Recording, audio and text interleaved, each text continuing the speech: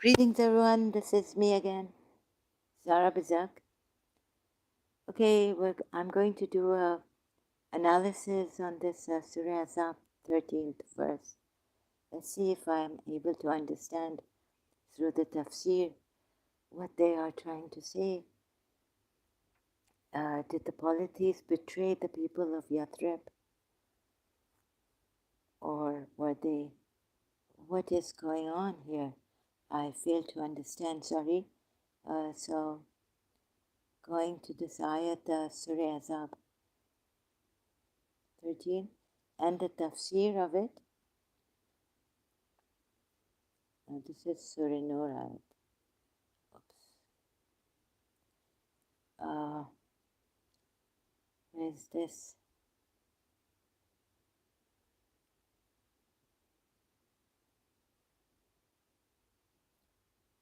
Okay, here it is. So, sorry. Okay, here is the ayat. Which translation? Just let me read the translation here. Abdul Halim's. Some of them said, people of Yathrib, you will not be able to withstand the attack. So go back. Some of them asked the Prophet's permission to leave, saying, our houses are exposed, even though they were not. Oh my goodness. So, even though they were not exposed, they just wanted to run away. They just wanted to run away. They just wanted to run away from this, whatever it is. And in no way were the privacies. Decidedly, they would like to seek nothing except flight. They wish to flee from this. So they didn't want to fight. Let me see Ibn Qatir's unavailable. So we have only Ala Maududi here. So when a section of them said, "O people of Yathrib, now there's no place for you to stay," so turn back. And call to mind when a section of them was seeking permission from the Prophet to leave, saying, our houses are exposed to attack. Every time they're liars. The sentence has two meanings. The apparent meaning is that there is no chance for them to stay at the trench. Okay, this is the battle of Khandak. This is Khandak against the polytheists. So the polytheists also betrayed them or what? These are Muslims. Oh, where does this start from? Therefore, they should return to the city, and the hidden meaning is that there is no chance for them to remain in Islam. Hidden meaning. Therefore, they should return to their ancestral religion, so that they might escape the danger in which they had involved themselves by earning the hostility of the whole of Arabia. I wonder about that. The hypocrites uttered such mischievous things so that they could make the one who would listen to them understand the intended hidden meaning. But in case someone took exemption to the words, they could say they had been misunderstood. So, two meanings. Very clever hypocrites. So this is what we are told through the Islamic sources. And then this is 24. This is when the Bani Qurayza also joined the invaders. The hypocrites had a good excuse for defection, and they started asking the Prophet for leave to go and protect their houses and families. which they said had been endangered, whereas at the time the Prophet was responsible for the defense and protection of all the people of Al-Madinah.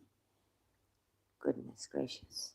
After the treachery of the Qurayza, what kind of treachery? Oh, so they wanted to leave because they said our houses, they listened to the hypocrites.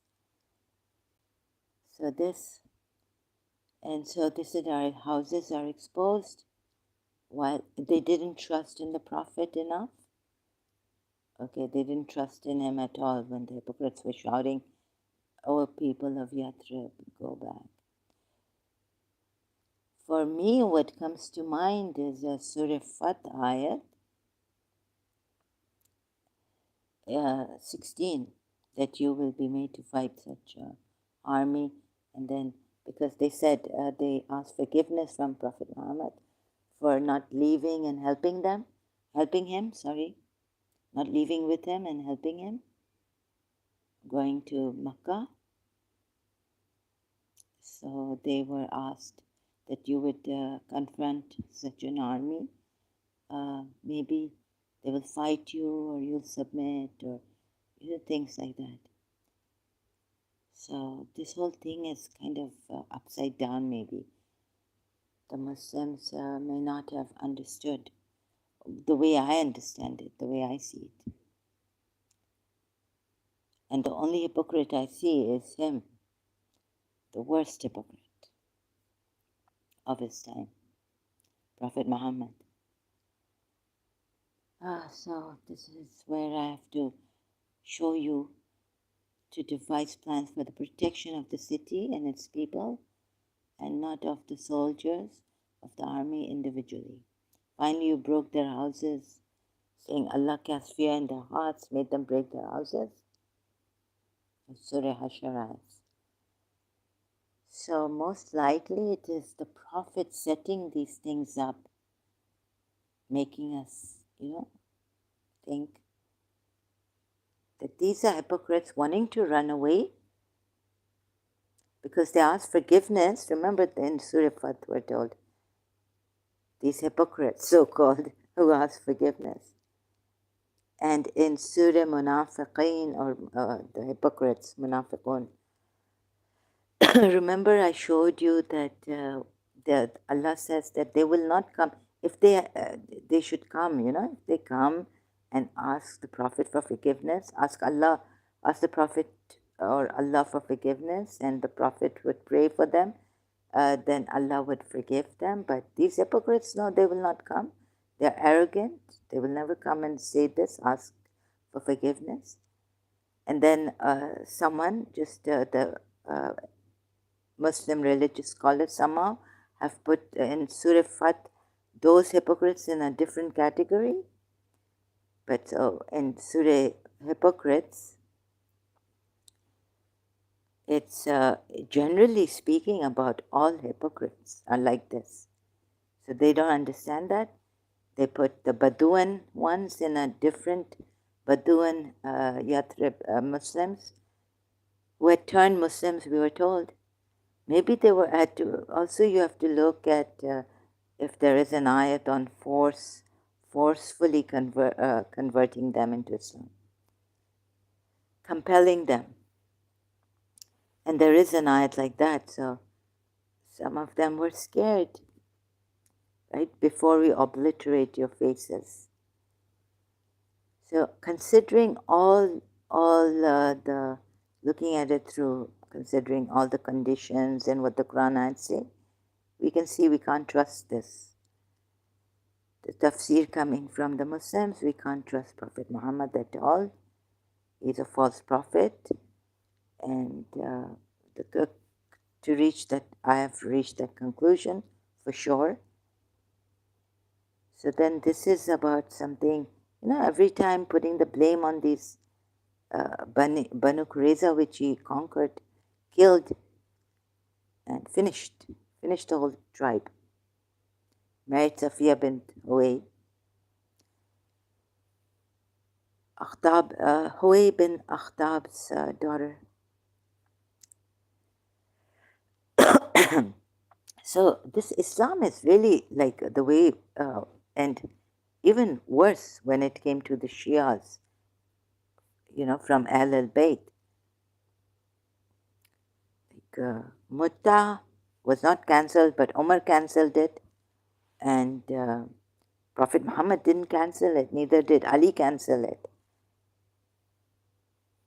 And so, to save the society from, for example, I'm just giving you an example, taking the Mutta case, like save the society from fornication and adultery. Fornication when you're single and you sleep around, such fornications and adultery, and not taking responsibility for even the child and all this. And God it's a practical religion. God has given so much uh, freedom, yet you can do it within the Islamic, boundaries of Islam. Taking responsibility. Mutta is so good. Like if you want to commit adultery, you can do mutta and all this, which the Prophet practiced and allowed his Sahabas to practice in the beginning, but then Umar says it was cancelled. So that's why for the Sunnis it's cancelled. But for the Shias it went on like that, and then no, slave girls are not there for the Shias.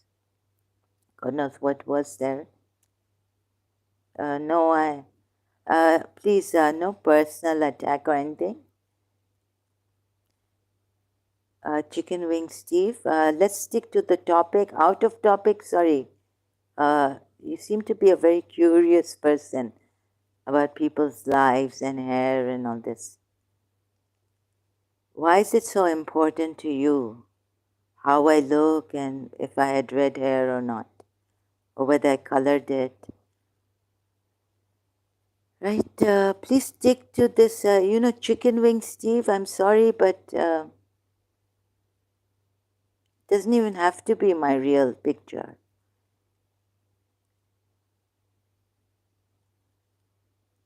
Right?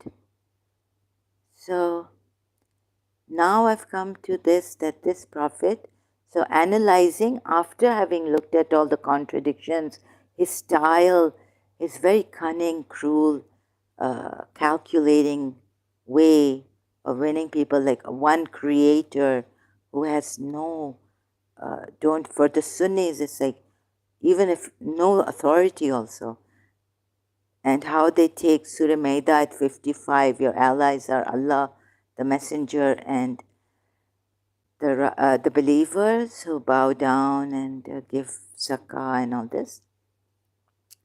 So very, like, I just want to show you how he's flipped things around and exploited one Allah. And so rightfully so, Surah Baqarah ayat this for him. Try to explain, try to show you from the Quran ayats only first, and then we go to the tafsirs if it's absolutely necessary.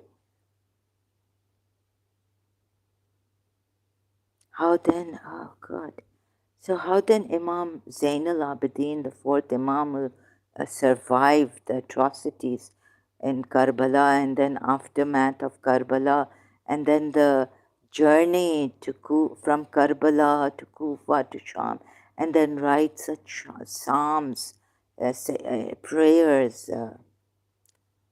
Amazing. It's really amazing. So maybe that's why, like, when I ask myself, how?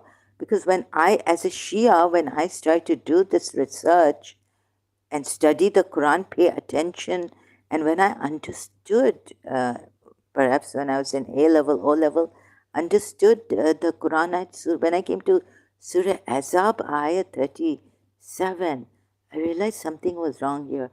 Surah Nur, ayah 33. But I wouldn't tell anyone at that time. I would just be shocked inside. What is this? I don't understand. And Surah Azab, like I was telling myself, like, what is this? Like, you feared the people. But then when you read the Shia Sunni tafsirs, you see that, through him, God is saying God is saying he doesn't have to fear people. So God could have put it like that instead of putting it, you feared the people. In Surah Az-Zabah 37.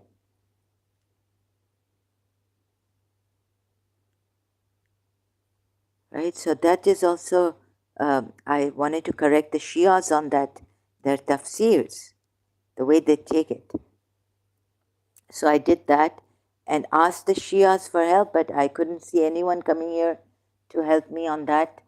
Any Shia I could, a friendly, brotherly way or sisterly way, we could see that without hurting each other and blaming each other for being liars and all this,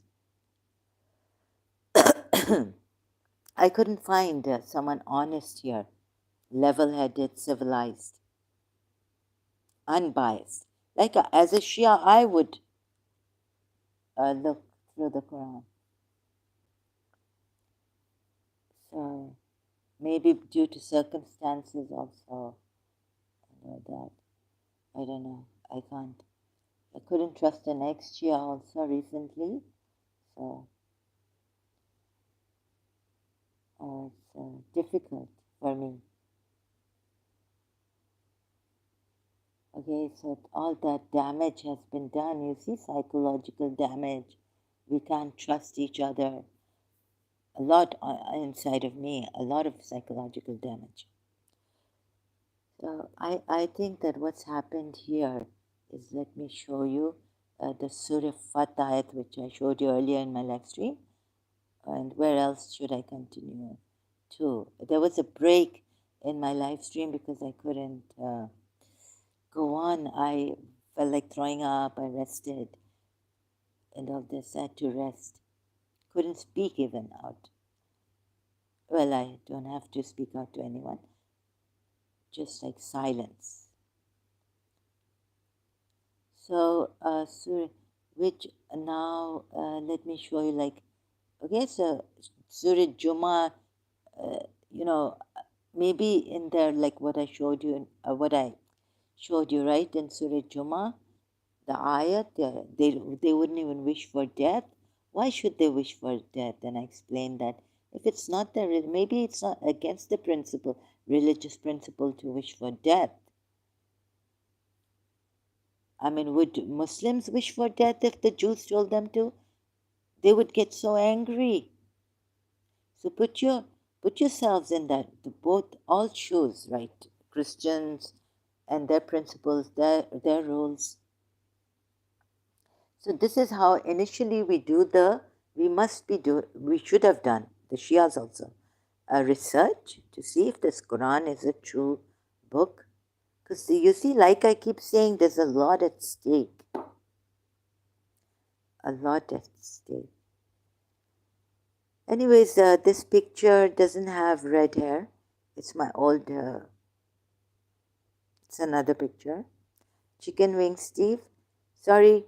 Yes, so as it is, brother, it's been very difficult for my heart. I mean, I've just had it. I really don't like what I see here. Dirtiest politics ever. And then how he's made it good and under our eyes. Innocent people being killed like this.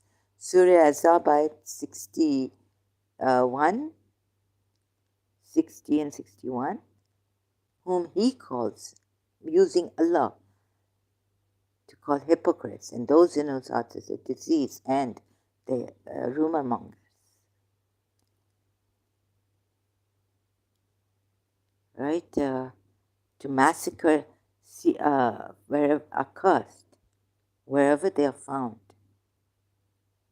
Massacred. How would you feel? God forbid. I put myself, like, if I was married, my daughter was raped, and the rapist goes scot-free. And moreover, He's got this religion, he's a cult leader,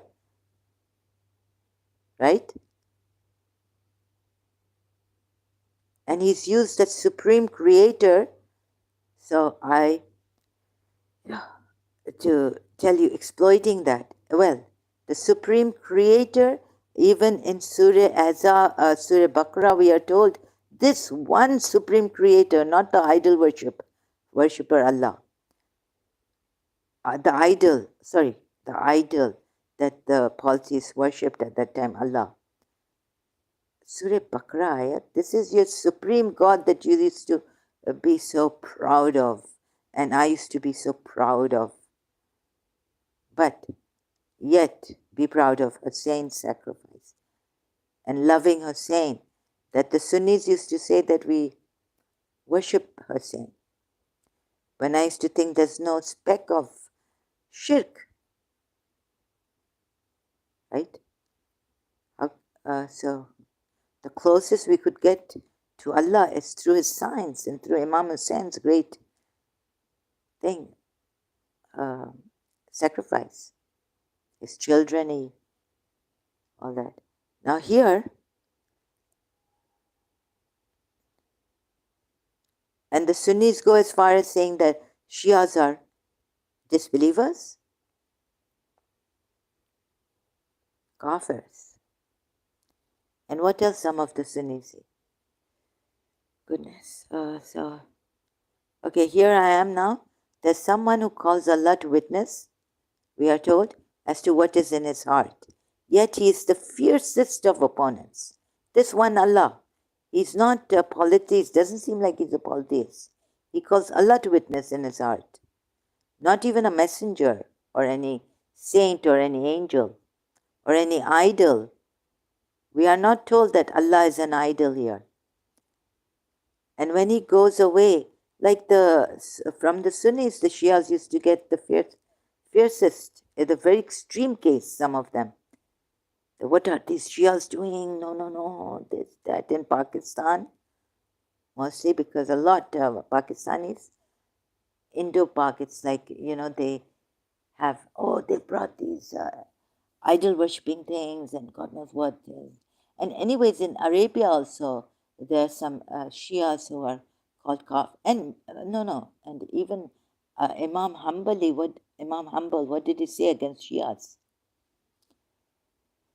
And when Allama Dr. Iqbal, the poet and philosopher, Indo-Pak, when he was saying something, poems on writing something on Ali, Imam Ali and Imam Hussein, what did the people say to him? You Rafidi, you are becoming a Rafidi, the rejected ones. Shias, the Sunnis used to call, right? Something like this. I've read somewhere also, maybe online. And when he goes away, he strikes throughout the land and this corruption therein, destroy crops, animals, nasal even. Is it livestock or is it human life? Like the human races to destroy. And right underneath our eyes, Surah Hashar ayat, cutting down trees. Why? Oh, Allah wanted it because, we had to make the siege and so we had to cut down the trees, these Yathrib people. So everything that is written here against a disbeliever, actually, he did it so in a very good manner that you could not even tell that he's the one for whom this ayat has come down and this ayat too. 205 and 204.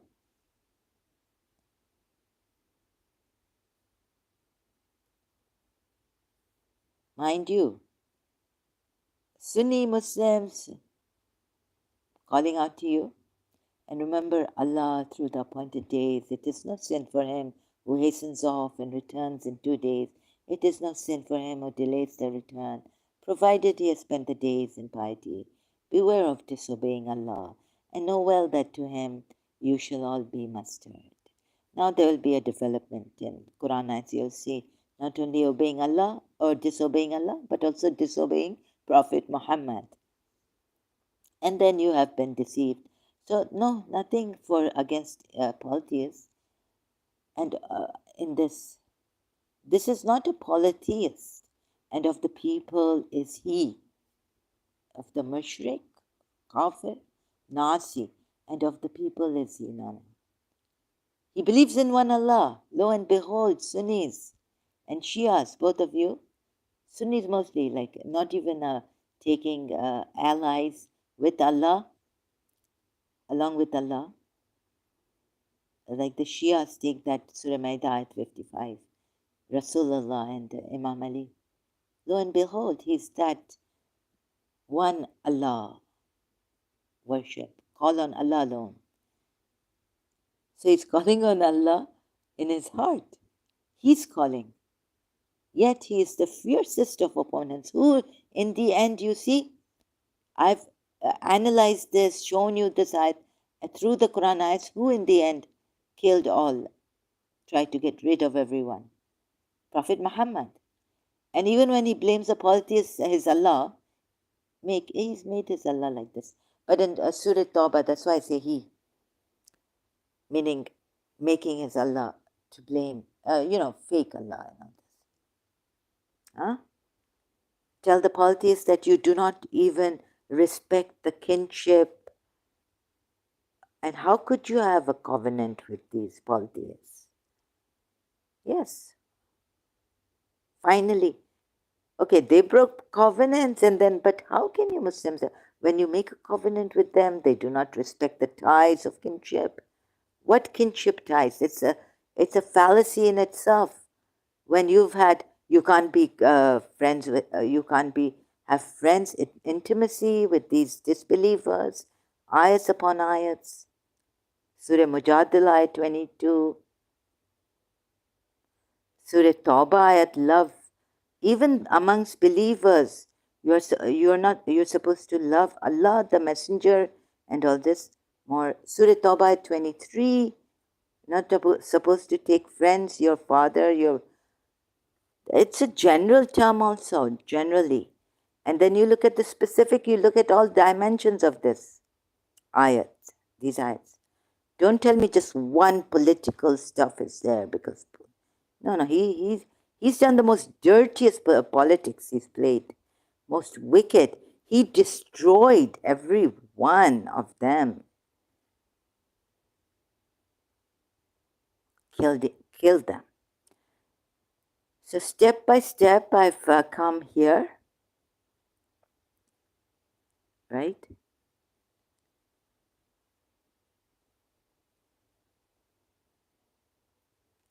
He calls Allah to witness as to what is in his heart, yet he is the fiercest of opponents.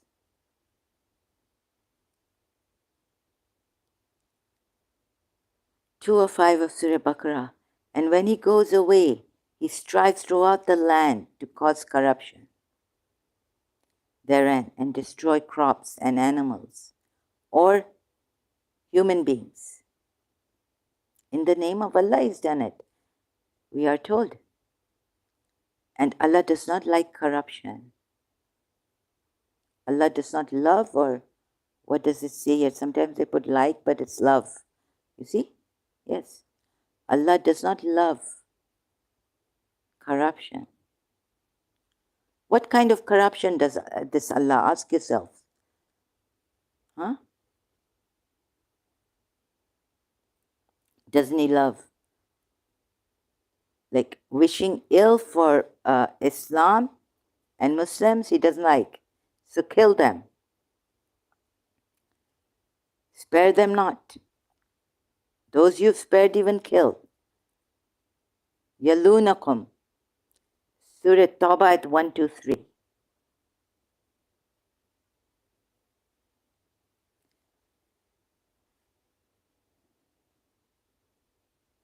So I found the meaning of Yalunakum from another ayat and another surah. Ali Imran verse 118. Right? I mean, look, this is devastating.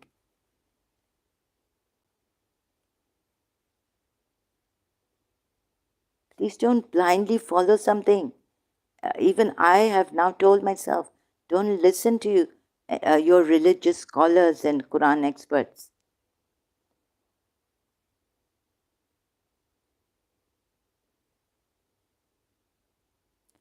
But I do invite those, I was told by someone, to consult Sayyid Amar, Amar, Amar, Amar, Nakshwani, or what's his last name? Sorry, I keep forgetting. So it would be really nice if he came here. I don't want to trouble him, but Allah is immensely kind to such devoted servants. On the other hand, among men there is a kind who dedicates his life seeking to please Allah, seeking to please Allah. And Allah is immensely kind to such devoted servants, right? But there is also a kind of man who gives his life away to please Allah, God. He gives his life away. He lives his life or gives his life away. Now, when the two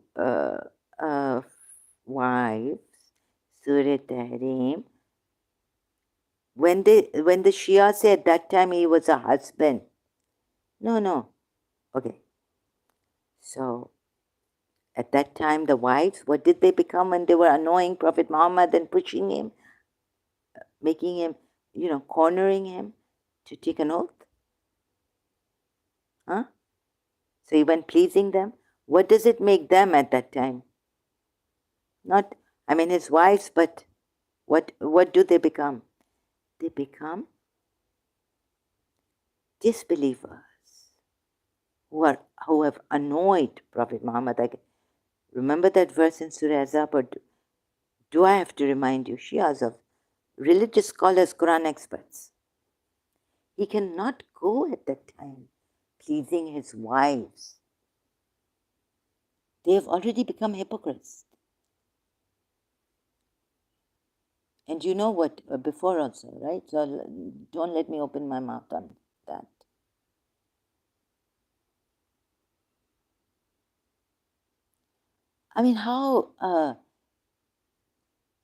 Why would you do this? A rapist? No. Actually, I would say that he is the king of rapists. And the king of pimps. Sorry. Because Surah Nur ayat 33 tells me that it wasn't Abdullah ibn Ubay, anything of that sort. You can't even trust this Quran ayat. It was him. And you can see it. See, little bit from here, I would now take this part and go there to show you, and then come in the end. I'm not escaping or anything. This is extremely... Now, this is the last straw on the camel for me. Oh, people of Yathrib, you have nowhere to stand. Because I've done the Shia. For humanity, like Hussein's name comes and our hearts used to feel like softened, crying inside, if not outside, the tears. Oh, Hussein, Mazloom Hussein, oppressed. Ali says, Ali has come. It is your problem. If you make story about the Quran, then believe it. No, Ali, brother, I'm not making any stories about the Quran. Ask anyone, any honest person, researcher, unbiased, would tell you this is the way it should be done. Right? Where do you come from? Stories in the Quran, okay. Hud tried to please his wives, Surah Tahrim. I'm not making around. Yes, now, you've come late, but before, when showing you that this is wrong. The way you have given us stories about this, defending Prophet Muhammad, right? What would you say about this? Isn't it after reading this Quran ayat, I never came to Surah Tahrim very often. I had the Quran beside me. So I say, oh Prophet, Zahra, I would copy this ayat in my madness. And like, why would you deny something that Allah is allowing you? God is allowing you to have. So I thought it was a denying. And why would you deny yourself? But when I came back to this Surah Tahrim ayat and saw, as a Shia, I was shocked. But I didn't tell anyone at that time. Oh my God, okay, do I understand what this is saying? And then your tafsir, your Shia tafsirs, do they not make stories about the Quran ayats? Or are you Quran only person? And you don't make any stories. So you don't even look at the scenario of what it is saying to explain it. Like what about the explanations in brackets? Also that, putting words in. What do you say to them? Why are you quiet now?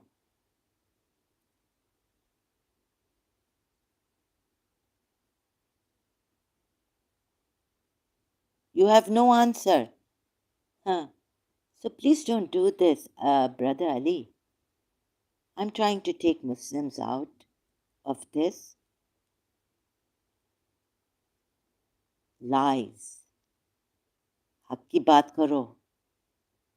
Right? Always remember, Pakistan mein bhi, in Pakistan, accept your mistake and apologize.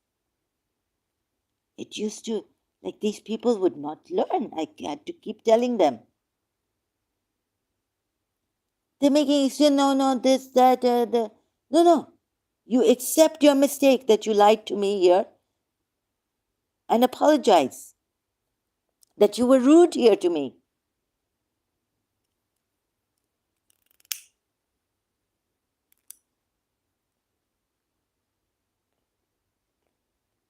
Making excuses. No, actually, it was his fault. Like, oh, I didn't mean to be rude to you, but actually, this happened.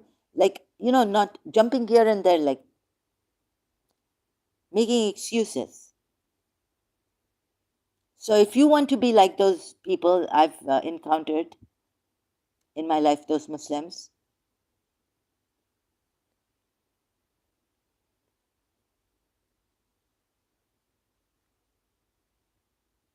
you are not welcome here then.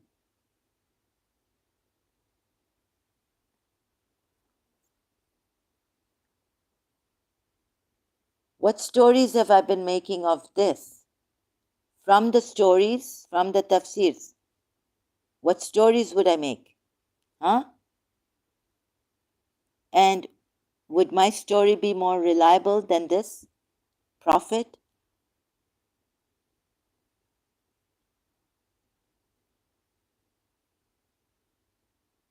You don't know my life.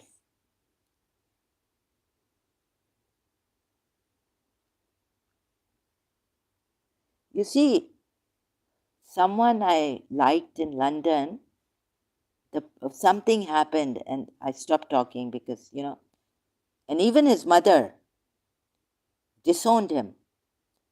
माँ का दिल, एक दिल चाहिए, mother disowning one of her sons,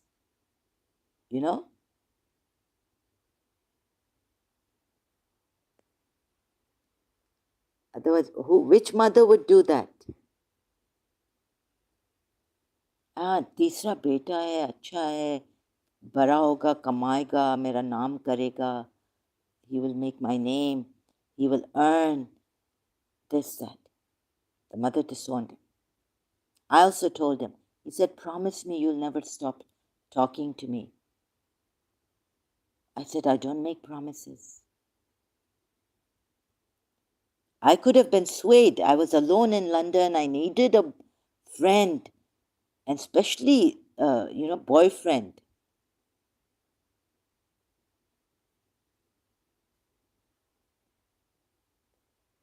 I could have said, oh, okay, I give you my word.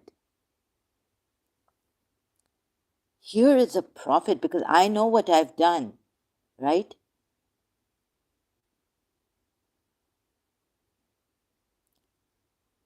I know that a reasonable man would not do this.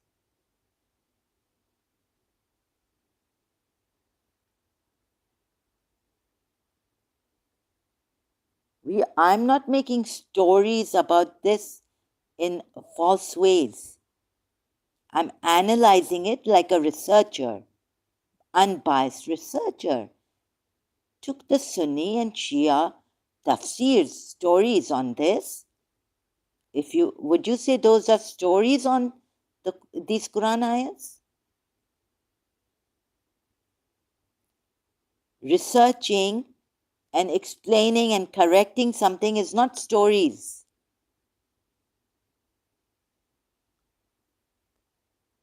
Where have you learned to talk like this?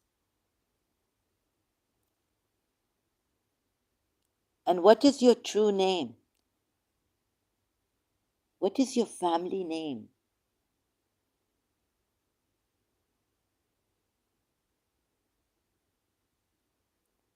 You see, you don't want to, you will not come with your true name. You will not come with your family name.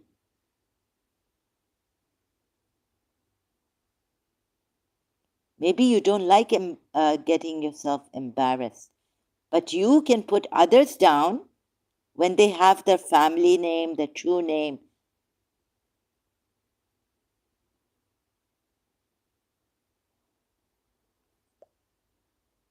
This is, ask the international people, ask those foreigners, Europeans. If you don't know, ask the people. I tell you, because the Quran says, ask the people of zikr. Ask those people who are civilized, have lived in their country, their cities. I've gone alone, lived there. Majale, anyone? They were so scared of me, respecting me to no end.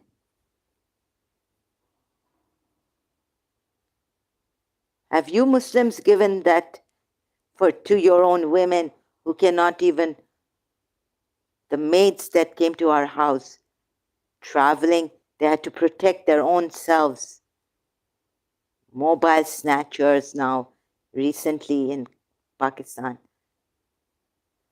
Killing on mobile snatching and all this. Please, when you have not given that kind of security and protection to your women in the Islamic world, and the others are also responsible. Other Islamic leaders.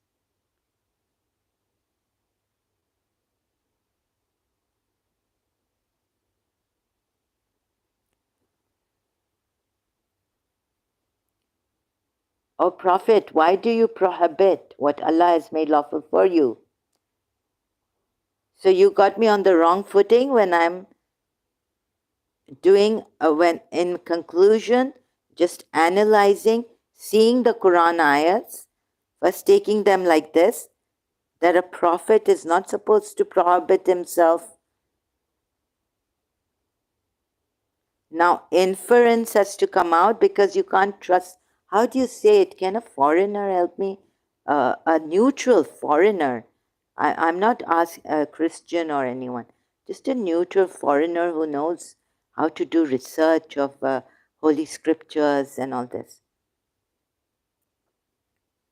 Like Richard Dawkins or someone, professor or a philosopher, I would ask. I've been asking them to please help me.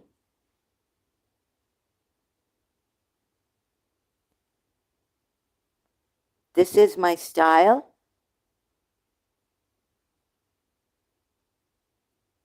O Prophet, why do you prohibit? So here, what Allah has made lawful for you.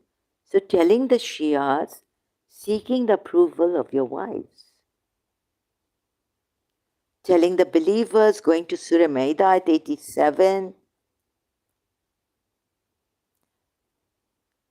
You know what is in Surah Ma'idah at 87? Ali, brother. And what does Allah warn the believers of? In Surah Saf, ayat 2 and 3. Allah hates it that you say what you do not do. It's extremely hateful, greatly hateful. What does Allah say in that for the Jews? That why do you order righteousness, preach righteousness to others, and forget for yourselves while you are reciting the scriptures? Well, revelation should have come on him, O Prophet. He's a prophet now. Sunni Shias both agree to it here. Surah Ahzab, the Sunnis don't say he was a prophet. He didn't even know he was going to be a prophet. So that's why he adopted Zaid according to the Arab custom, pagan custom.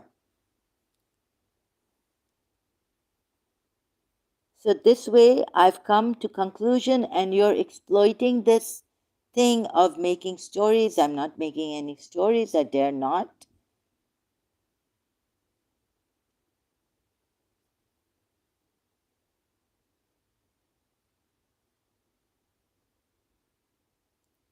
I see that the Shias and the Sunnis, they leave the truth to just defend this prophet, diverting from the truth. These Quran ayats are plain to see.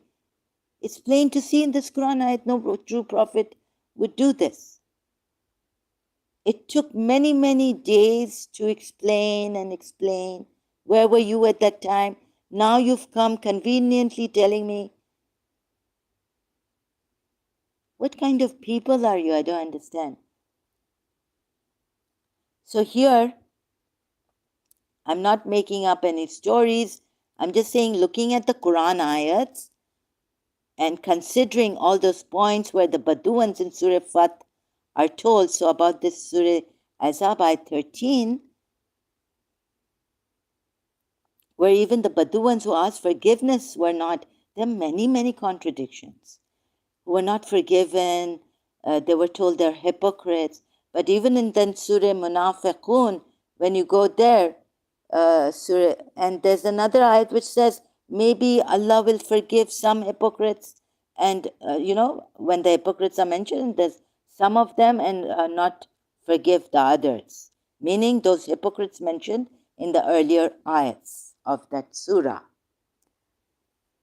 So after that, Allah can forgive some of the hypocrites, meaning not kafirs, not munafiq, but not mushriq, polytheists, but hypocrites. Because the previous verses are about hypocrites.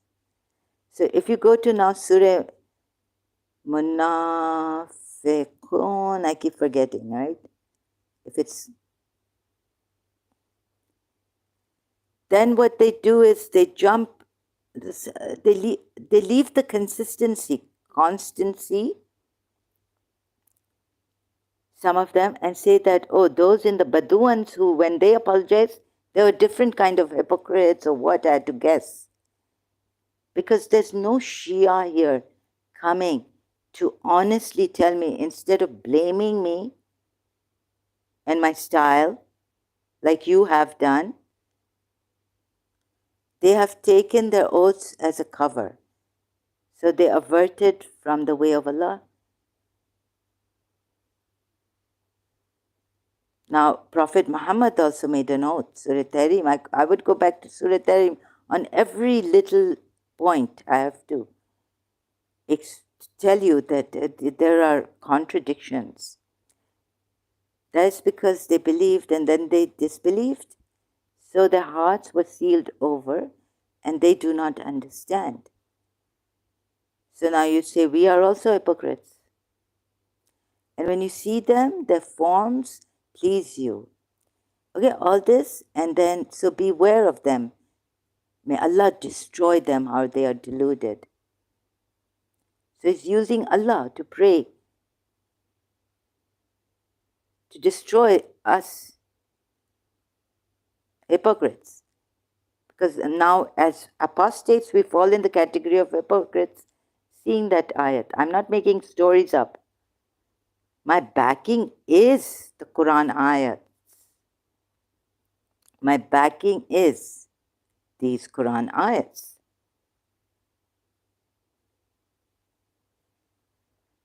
And when it is said, come to the messenger of Allah will ask forgiveness for you, they turn their heads aside and you see them evading while they are arrogant. And when it is said to them, come, the messenger of Allah will ask forgiveness for you, they turn their heads. It is all the same for them, whether you ask forgiveness for them or do not ask forgiveness for them, never will Allah forgive them. Now what's this? So about, for the hypocrites is this.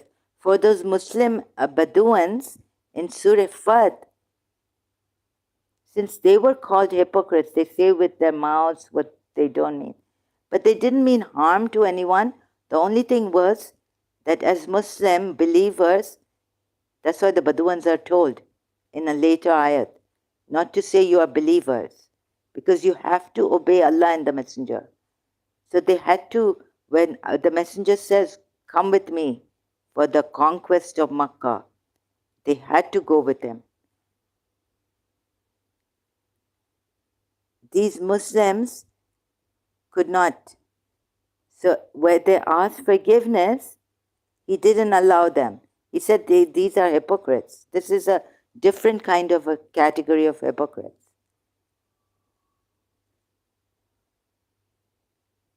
Because actually in this, hypocrites do not ask for forgiveness, right? So if you're saying those were Muslims and they have to be believers, believers have to obey Allah and the Messenger. But how can they be hypocrites then? Because the hypocrites don't go to Prophet and ask for forgiveness. Tell him to,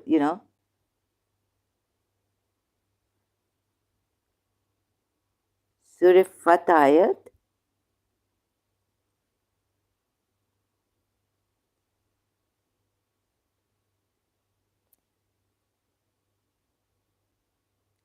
And then in another ayat, some of you believers can do your studies while the others engage in the war, battlefield. So some of you are given this exemption of studying. And then going to the people and, telling them, you don't have to engage in war at that time. You can write or study your Quran or your Islam.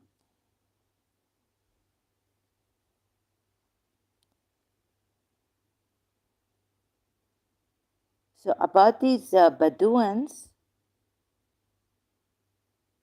maybe I have to keep coming here explaining it properly. Indeed, those who pledge allegiance to you, pledge allegiance to Allah. Allah's hand is over your hand.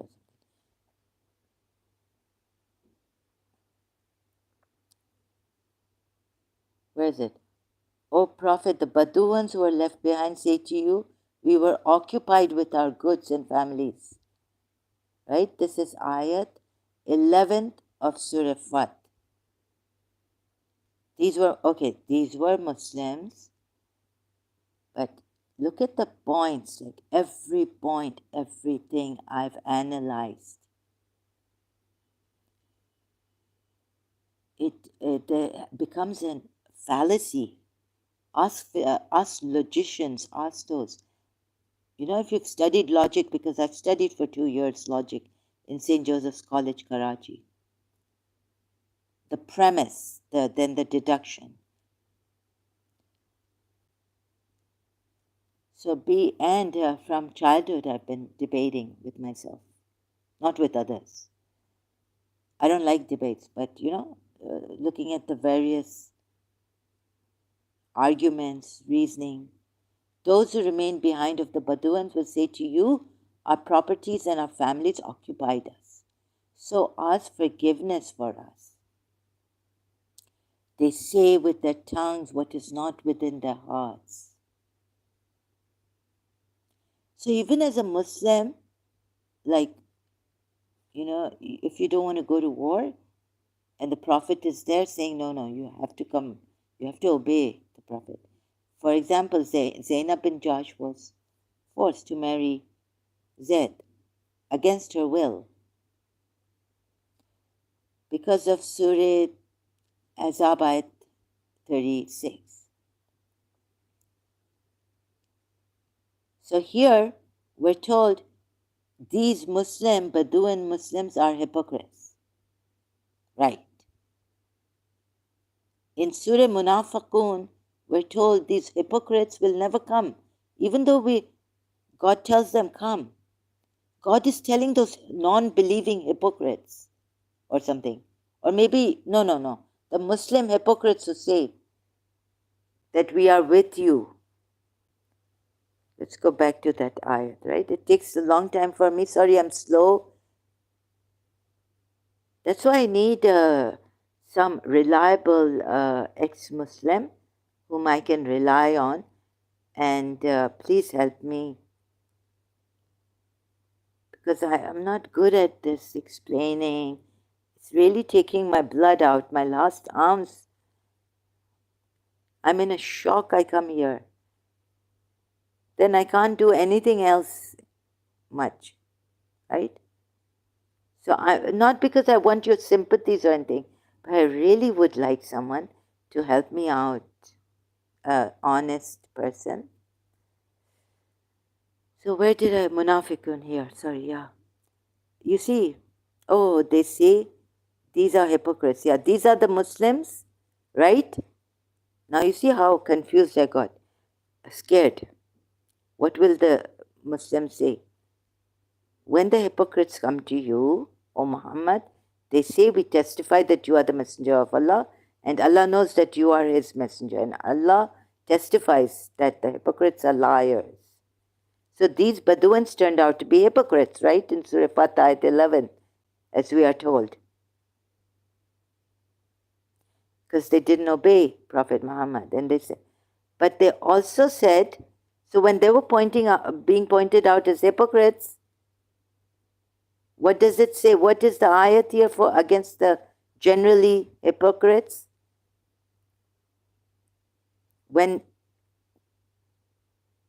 in Islam, Muslims being hypocrites of that time, what is the ayat for them here? And when it is said to them, come, the messenger of Allah will ask forgiveness for you, boom, they turn their heads aside. Now tell me, how much of a story am I making here? I'm just analyzing the verses, going back and forth, where those are called hypocrites. The Surah Fath ayat. They turn their heads aside and you see them evading while they are arrogant. This is a whole chapter on munafiqun, munafiq, hypocrites. You should have also mentioned that no, some of them do tell you, some of them even say, ask forgiveness for us. Like in Surah Fath ayat 11, Bedouins did, the hypocrites so-called. Your Prophet gives them that, using Allah. It is all the same for them, whether you ask forgiveness for them, defiantly disobedient people.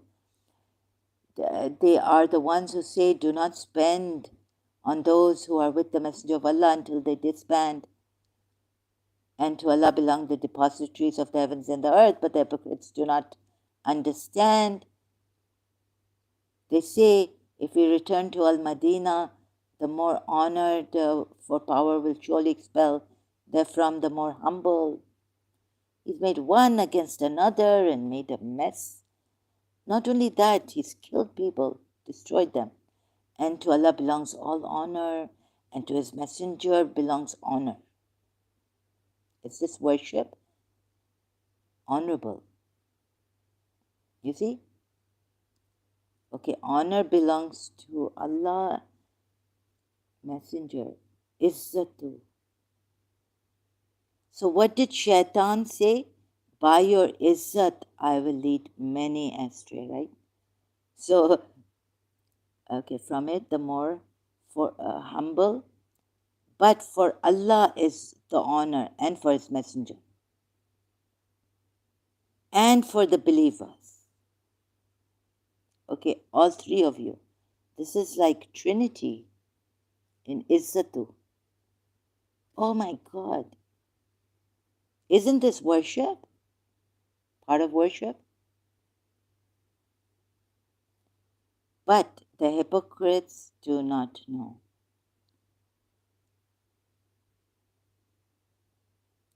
O you who have believed, let not your wealth and your children.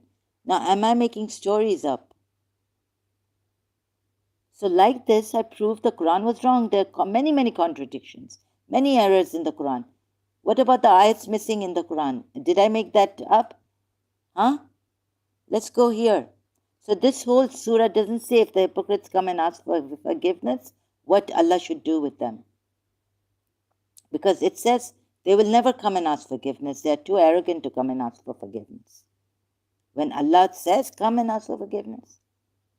Then I know there are other ayats which say if you ask 70 times forgiveness for these hypocrites, Allah will not forgive them. But here in Surah Munafiqun, it says, when Allah is asking them to come to the messenger and ask for, forgiveness, they don't come. They're arrogant, turning away. There's a contradiction against the general hypocrites and the Bedouin hypocrites mentioned in Surah Fath, ayat, what? 7? 11. Against the Bedouins. Then shall I show you again? Did you work this out, Ali, brother? Omissions in the Quran ayats? You see how this becomes an omission in Surah Nur, ayat 10 and 20? There's a whole phrase missing. If you've learned English or your Urdu or whatever, seems like you are Pakistani. I'm not sure though. Please forgive me. So,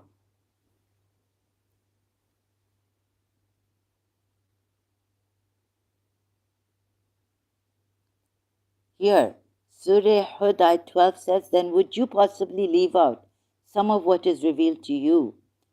Or is your breast constrained by it? Because they say, why has there not been sent down to him a treasure or come with him an angel? But if you are only a warner, so don't leave out anything of the Quran ayat. Then how come Allah Himself has omitted? And you're here in Surah Hud ayat 88. Quran.com. Sentence is incomplete. Oh, my people, have you considered if? You know, when a sentence starts with an if, I also make that mistake a lot, like something like, okay, if my father and I did this, that, and then I forget to say the complete sentence. Bringing points in, here and there, other points going there. And then, in the end, oh God, I forgot in my live stream. And I went here and there. Okay, I'll complete this if. You see, if I am upon clear evidence from my Lord and He has provided me with a good provision from Him, what? There should be a comma here and the sentence should be completed. Like, for example, your own Quran gives a complete sentence with the same Quran ayat starting in Surah Nur, ayat 10 and 20. Same, it starts with, yeah? Yeah, I think Surah Nisa at 113. And if it was not for the favor of Allah upon you, O Muhammad, and is in brackets, O Muhammad is not mentioned even in Surah Nur, ayat 10 and 20. And his mercy, a group of them would have determined to mislead you, but they do not mislead except themselves, and they will not harm you at all. And Allah has, so this, right? It's a complete sentence. Determined to mislead you, full stop. Here there's no omission after his mercy, right? So here, where is the story I'm saying? Or are you will you now blame the Quran.com, Sahih International, putting a footnote, putting a number there and a footnote for this, that it is estimated there's an omission. There's an omission in the Quran ayat itself. What are you going to say about that? This book could not have mistakes. Someone on Facebook, a Muslim, came to me and said, find me one error in the Quran. So I told him about my long-time Quran teacher who came, and I found a mistake in Allah, written Allah. Right? Give me one omission in the Quran. It's a perfect book from the Creator, Supreme Creator, all-knowing, omniscient, whatever, right?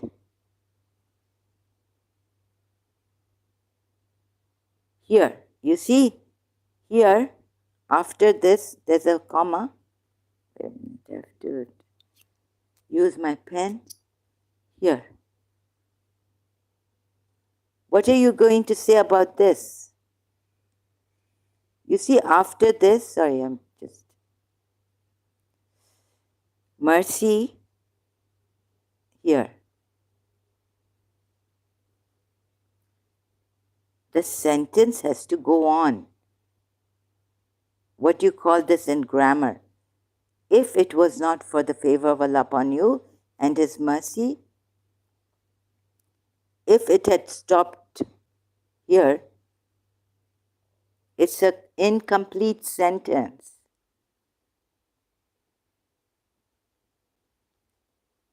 Right? Which it has stopped here. This is not an incomplete sentence. Ayat. This part. Surah Nisa ayat 113.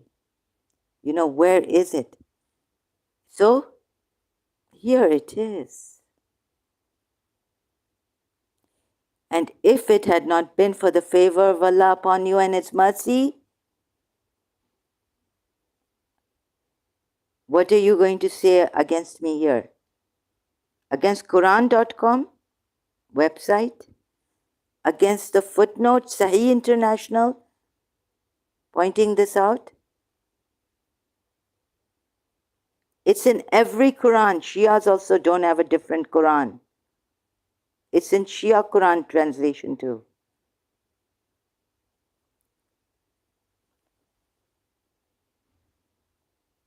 Omission, mistake, it shouldn't be like this, incomplete sentence. Complete sentence I showed you in Surah Nisa below. From Quran.com, taking all this. Footnote, Quran.com website. What else is there? Again, going back up, Surah Nur ayat 10, same Surah ayat 10. And if not for the favor of Allah upon you and His mercy,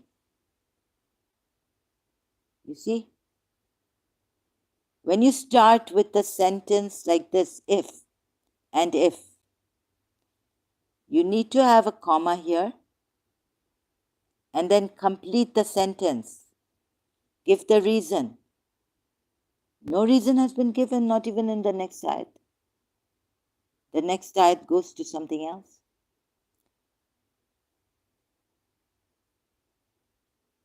Omission. Ali has disappeared.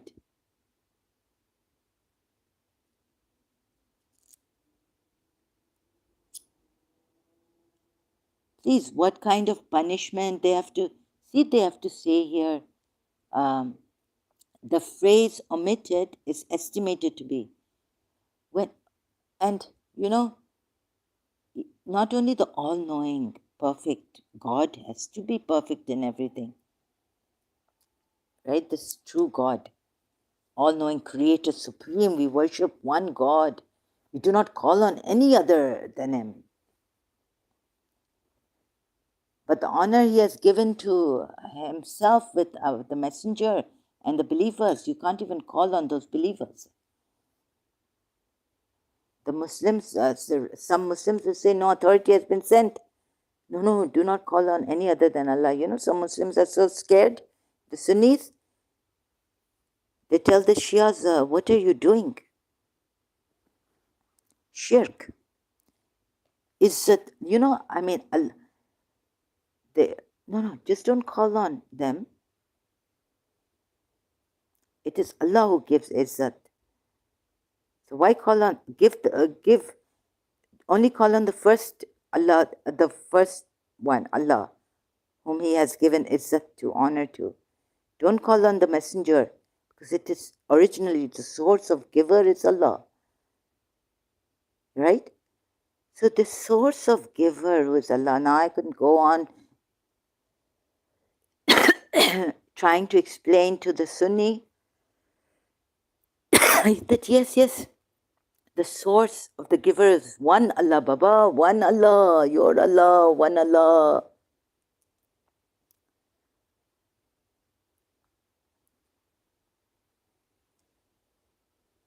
But, Izzat He's given. He's put them in the same level.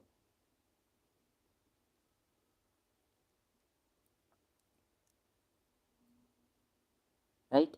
So that I'm not too eloquent. If I was a Shia, no, I was a Shia, but even then I wasn't eloquent. So that's why I didn't become a Zakira. Or no, because I went mad. That's why I didn't become a Zakira. And I couldn't study, I couldn't do well. I was because of the condition. Anyway, so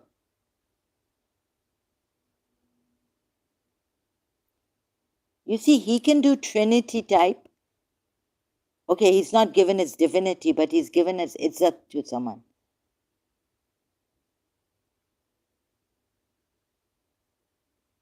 God knows how shall I? I'll have to contemplate on that.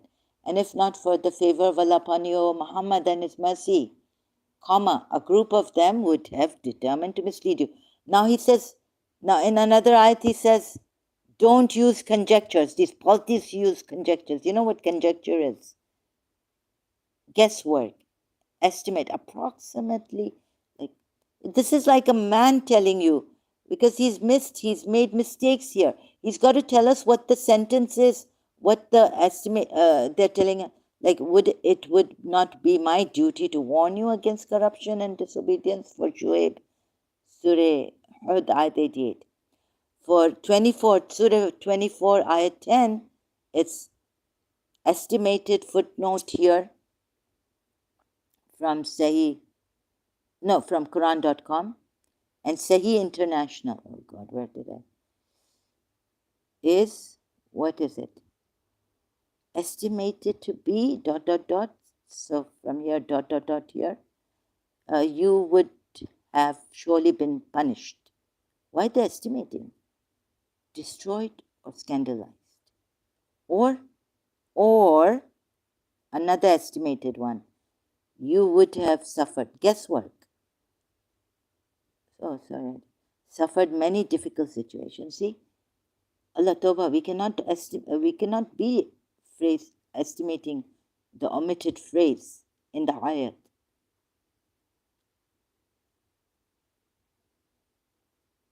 When against the polytheists, it says, and even those, like if you estimate, conjectures, they do guesswork. You remember? And so this. Now what do you say about this? Please tell me. Now I've gone ahead, and after doing all this, recently explaining this, they do but guesswork. They do but guesswork. about gods and or naming them. Surah Najm ayat I can go to, right? Let's see how many ayats on against the polytheists and disbelievers. So many ayats it must be. Surah Anam. If thou obeyest most of those on earth, they would mislead thee far away from Allah's way. They follow not but an opinion, and they do not but guess. Surah Anam ayat 116. It would mislead you. They would mislead you because they use their own opinion or their mind or something. And where does their opinion come from? Experience, using the mind, right? Most of the times we use our mind, not our hearts. Those who follow their hearts are crushed in this world because the mind has made these tall buildings and scientific things, technology, advancement, and all this. Where do the opinions come from? The minds. Through experience and what about the wise man? God knows, elder, and they do but guess. Okay? Question. So you're not supposed to guess. Al-Jadiya, the kneeling. We die and we live, nothing but time destroys us. They have no knowledge of it. Verily, they are only guessing. Surah Jadiya, ayat 24. Surah 53, ayat 28. They follow but a guess. And lo, a guess can never take the place of the truth. Never. This another good ayat against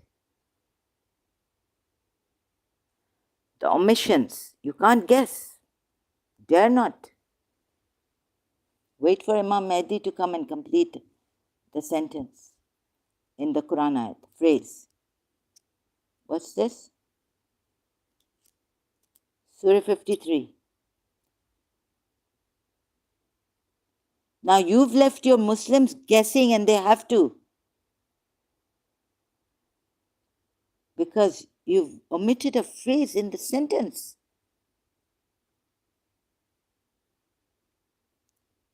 Twice you've done that mistake. Surah Nur ayat, in Surah Nur. And in Surah Hud, again you've done that mistake, omitting a phrase. 88th verse. So I have to then leave soon. And they have thereof no knowledge. They follow not except assumption, and instead assumption avails, and indeed assumption avails not against the truth at all. It does not take the place of truth. Picto. Never takes the place. We can go to this Quran.com and I can show you. Never is it Surah. You see, it's Surah Najm ayat again, 28.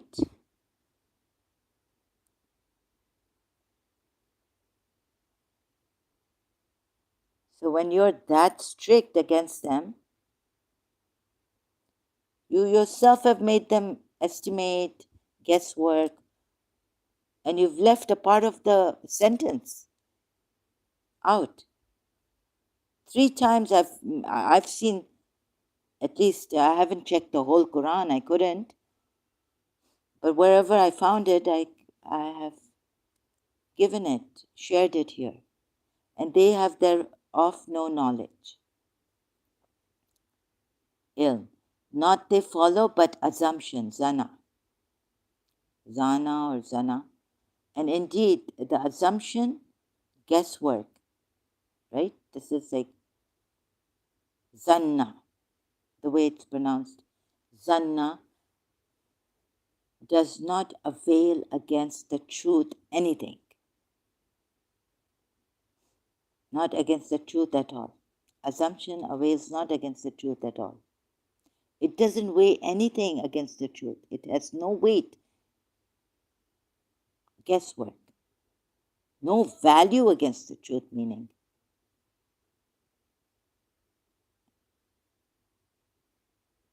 And Allah tells the truth. Right? Doesn't it say in Surah, what? So how come your prophet even in Surah Azab, ayat 4 and 5, but Allah said the truth and He showed the way. Now, Prophet Muhammad could not practice the truth for some time. Sunnis say he wasn't a prophet. He didn't even know he was going to become a prophet. Shia say he was a prophet. Please.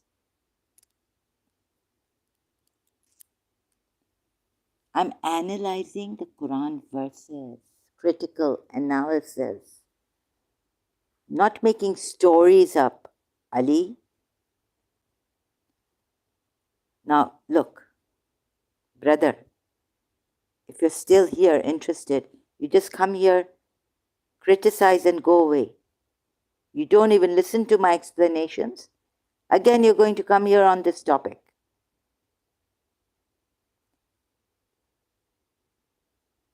How unfair are you to people? Where you work, where you live, you're living. Allah has not made for a man two hearts in its interior, and He has not made wives, okay? And He has not made claimed sons. This is merely saying by your mouths. But Prophet Muhammad gave that this name. This is merely you're saying by your mouths, but Allah says the truth. So Shias, before this, Prophet Muhammad even wasn't practicing the truth with which Allah is saying here. Allah says the truth, and He guides to the right way. How can He choose a prophet that wasn't even practicing the truth? God knows how He chose this prophet. Because Allah says the truth, and He shows the right way. So how can Prophet Muhammad show the right way? Somewhere he's always made mistakes in the past in his life. Right? Here. And here one of the mistakes is right in front of our eyes. We can see it. And we critically examine, neutrally also, examine these verses. What are these verses saying? Allah speaks the truth and guides to the right way. So if someone is not practicing the truth,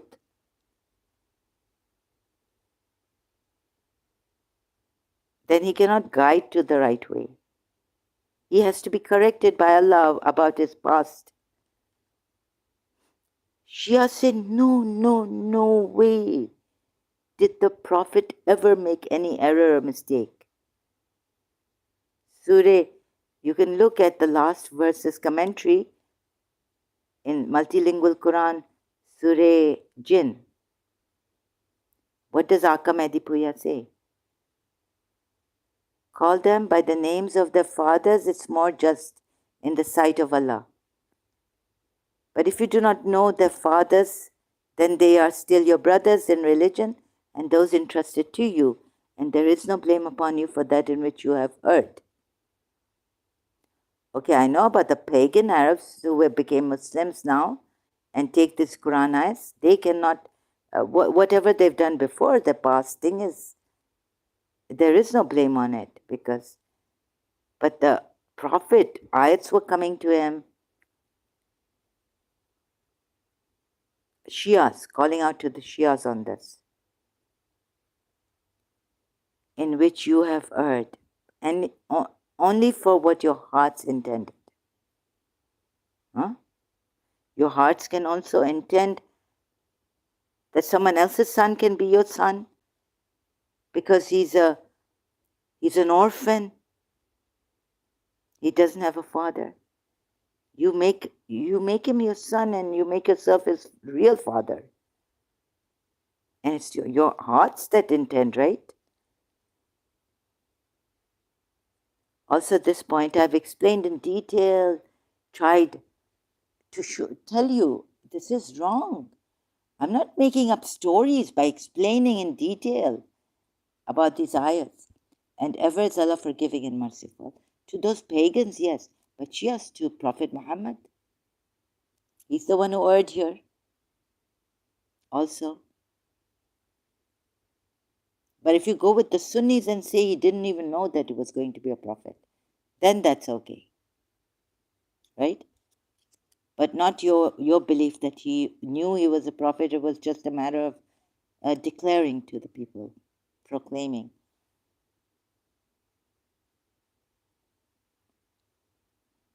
So Allah says the truth, right? Now, why has Allah? So the point, back to the point about that ayat, right? So don't follow conjectures, guesswork. Allah would never give you a chance to follow conjectures. Now that the Quran has come, it's complete book. Seal of prophets is Prophet Muhammad. Quran is a perfect book, explained in detail. No error will you find. If you bring jinns and men together, they cannot produce one ayat like this, right? Then which jinn or man or animal ate this part of the phrase? How is it omitted in the Quran now? Huh? Omission. Sorry, I didn't realize this was on. Omission, not omitted. The same part which is in Surah Nur. This is not making up stories. I don't know where you people are coming from, really. This is so sad. You believers, I mean, why do you have to give such accusations to someone to lie and to defend a false religion? Yes, because this prophet was the Dajjal of his time, right? And you want to protect the rapist, the pimp, father of pimps. Sorry, this is what I think. Because keeping Javeria's father alive, and Londia's, and how under our noses, Shias, where are you? At least Yazid, we're told, Yazid's army, they did not take Bibi Zainab, nor Kulsum, nor Imam Hussein's, if there were any wives of his there. Who else were their daughters as slave girls? For, for what? Surah Nisa, Ayat 24.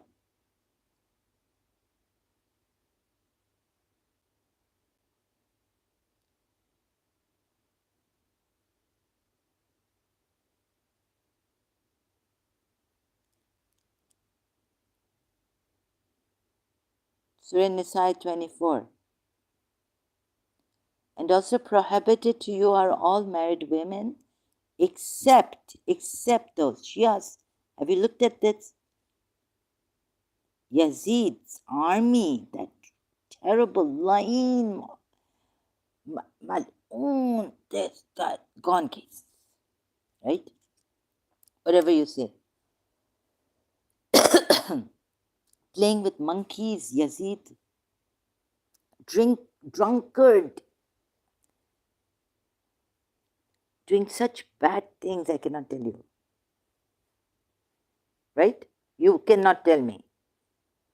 But at least his army allowed them one by one to go. One by one combat. I was saying to my father that why didn't they just, come and kill them all, they trample, burn the Hamas. But they had some, my father said no, at that time the Arabs had this rule how to, in the battle, have one by one combat. One to one combat. Amazing. They kept with that. They could have just killed Ali Akbar, Abbas, this, that in one go.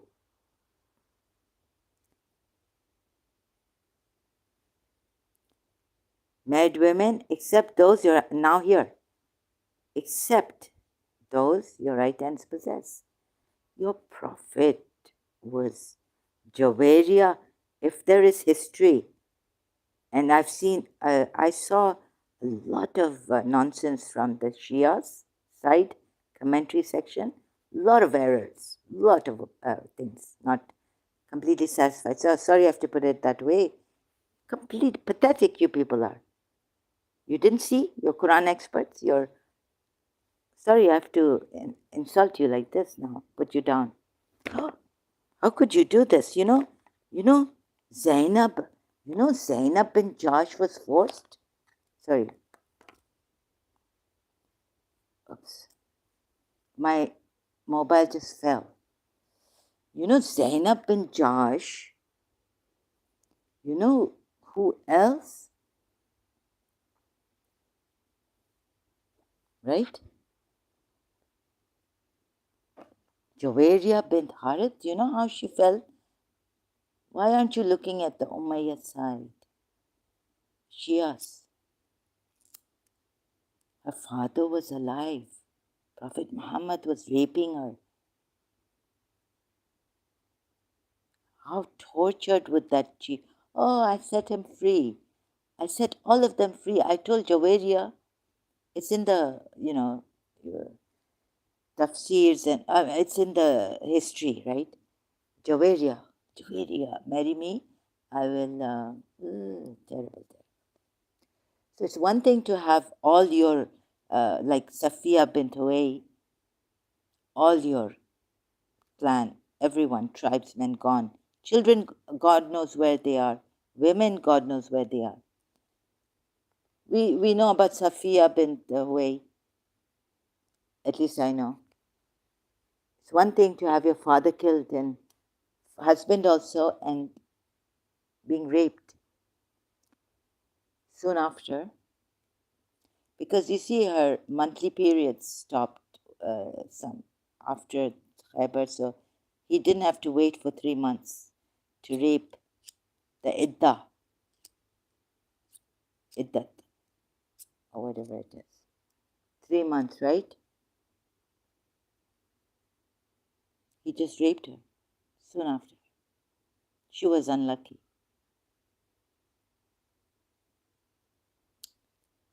And it's another thing. See, it's one thing. So now I have to complete my sentence. It's not only that I have to talk about, I need to talk about Safiya. It's one thing to have a woman, girl, young, she was young, 17 years old.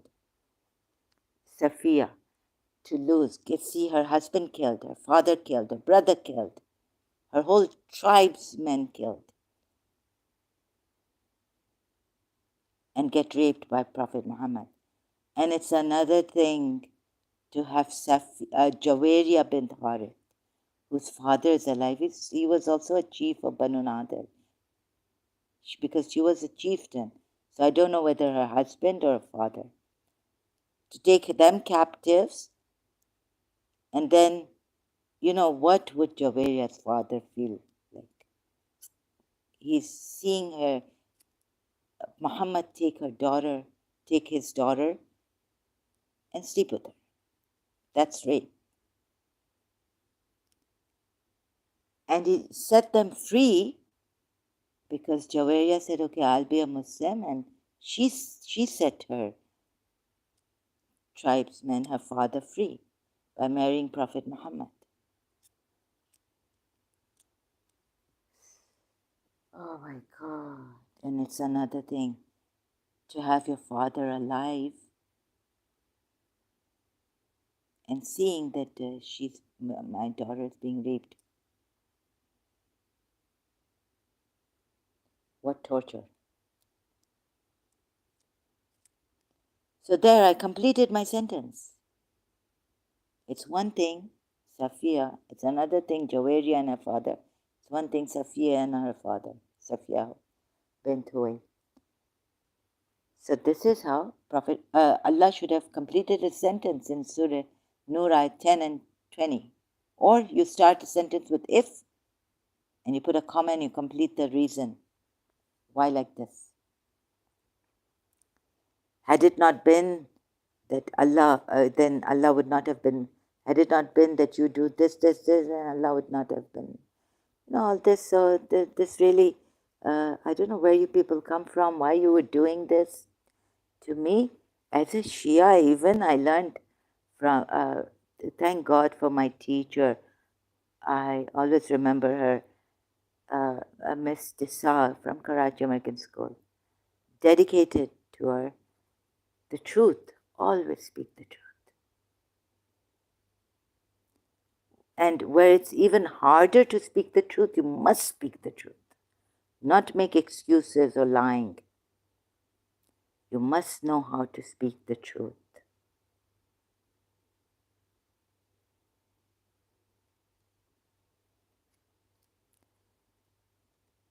Right? So, all this I was taught by her. When you want to take a shortcut or you want to make an excuse, I just, just tell them I can't talk to them, but it's impolite to tell them that I'm here. Just tell them I'm away. Someone calls, oh, please tell them I'm away. No. Someone has called you. My teacher made me realize.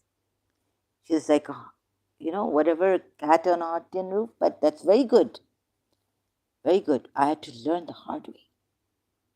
Let her be a cat on a hot tin roof. Someone has called and they trust that you would get the truth from them. It's on trust. So this is how I would make myself feel so guilty. Don't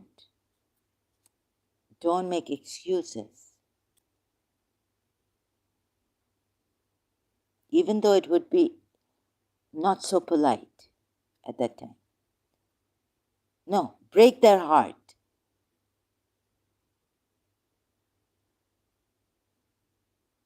Be rude. I mean, you know what I mean? Like, it's not rude, but just say that, sorry, just tell them she cannot talk to you because she's not free. Maybe you don't want to tell someone because that person will then exploit. Maybe that person is not even, they'll exploit you. And then she'll go gossiping to other friends that she's not feeling well something. Look, I told you, she must be taking Valiums. Just because once she knows that I've committed suicide or like that. Oh yes, she's sleeping. Oh ye to se. She must have everyone was here. Dekho. Don't see. Don't tell this person who has called that you are sleeping even. Because if you say that you are sleeping and you've taken one Valium or something, oh yes, that person is going to go and spread rumors and all this. Even then you must speak the truth. Your family members are telling you, look, Zahra, she has already done it before. Again, you're sleeping, and if we tell her, or you're about to sleep, or we tell her that, oh, she's gone out. But we can't tell her she's sleeping because she's going to spread rumors. Oh, Zahra's taken one Valium. She's on drugs.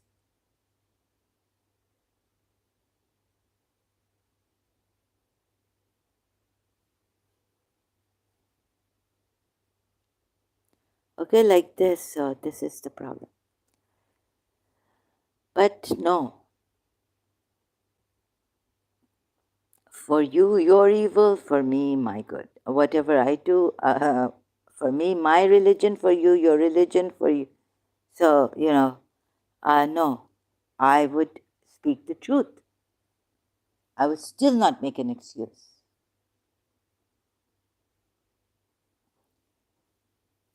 Even when it's convenient or bad for your reputation or that person ruin your reputation.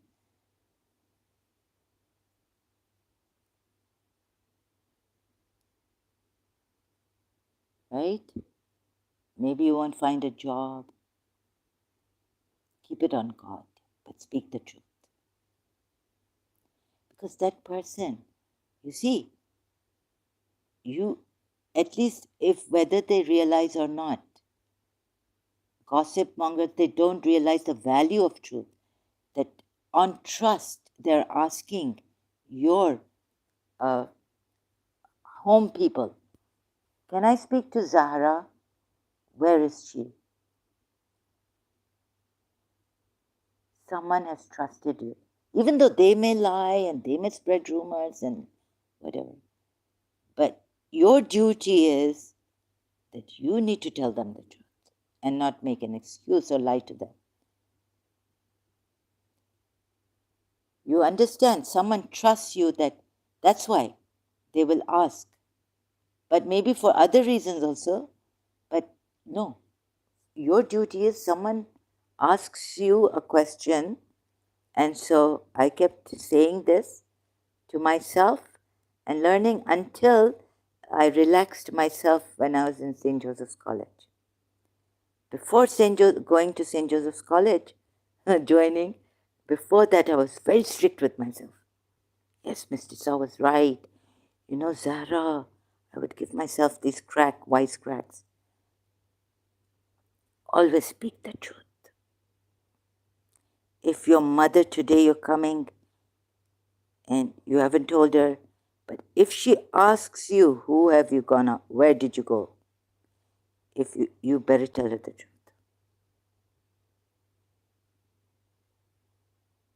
Right? So this,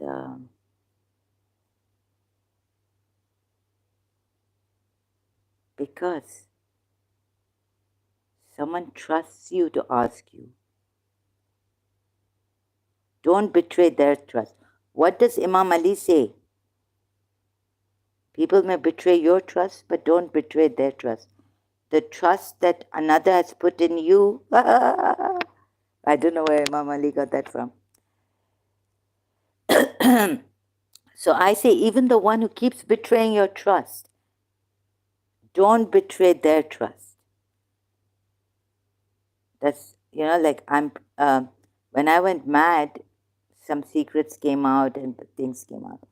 But in my normal self, I wouldn't do that.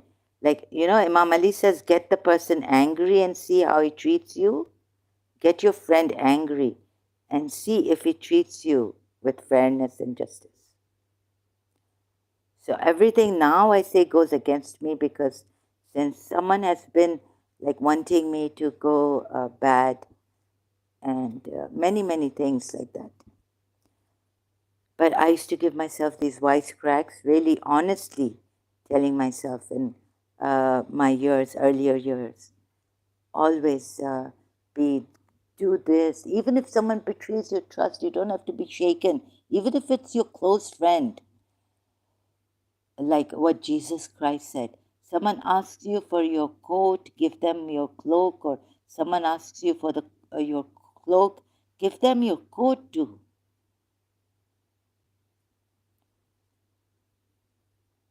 Like that. So, but I failed, I'm sorry. So all these things, that wise people would tell us and we would like to be like, although I haven't come up to that 100%. I failed completely in this madness. Also, I can't take it. Things came out, I was compelled, out of control. You've seen my anger, all this. So someone is trying to fail me, right? So you may take, like, for example, the good sayings of Imam Ali, right? And some Shia may even come as an ex-Shia, try to test me or something, and I failed in the test. So you may write me off, right?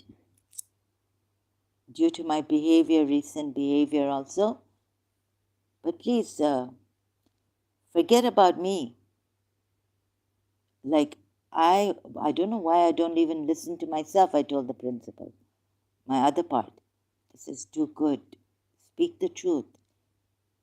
Another person, even if they lie to you, but if they ask you for something or ask you about something, tell them the truth. So this was, so you can write me out, or off, how do they say it? Write me. But, and you can keep Imam Ali if you like. But please keep then, this religion is personal, right? And if you then later on, because now it's on YouTube, a lot of things, social media, and if you want to shock your children, because it's because I went through whatever in my life, experience, read Jittu Krishnamurti, I was challenged to answer hard questions about my religion, things like that. Seeing Sunnis also call us kafirs when I was a Shia and things like that. So I had to do my research, and then it's a big, even in Shia Islam, when you find hypocrites, it can make you go out of balance, because it did make me go out of balance. It could make your child, the eldest, the firstborn, sensitive, they say the firstborns are, or something like that. Or even, normal people, like so much, if they are into truth, they take it so seriously. Maybe it would shock them. But जब सदमा पड़ता है ना, it's not good when you get a shock. It could make you go into depression and all that. So save your children. Save your younger siblings also. Save your parents if they are young.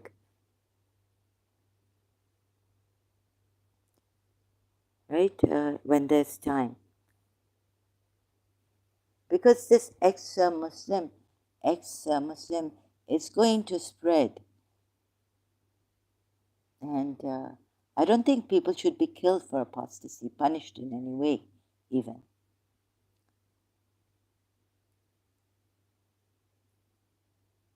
So do yourselves a favor, right?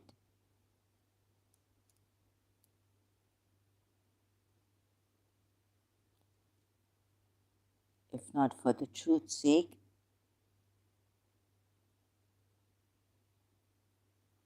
It's very, very terrible. And for me, it was terrible. It's like betrayal of a very close friend, or to see that my Shia, any Shia who used to, I find out, betray me later on, it would really make me go off balance. How could Shia do this? How could a Shia? In my earlier years, I was resilient. I was a child. After this very crisis in my life, one crisis, was I became like shocked, and how could a Shia? How could I, And oh yes, how would I take? Because there are Shias who lie. There are Muslims who lie on the Quran, even touching the Quran, they may lie. In the courts in Pakistan, taking a shahada, they lie. Huh? Or putting your hand on the Quran. In the courts, they lie. The judges lie. The lawyers lie. I've seen in Pakistan, heard a lot about the courts and all. So this problem in society, Islamic Republic of Pakistan. Oh God, it's really sick. How could you do this? Shias and Sunnis in Pakistan and elsewhere, if this happens,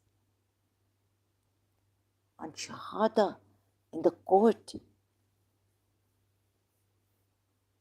put your and now recently I was told in the courts they do not allow you to put your hand on the Quran and then say your Shahada that I will speak nothing but the truth and all this and also, but now they only say and on Shahada you then would go and lie, taking a Shahada in court as in the witness box. Terrible.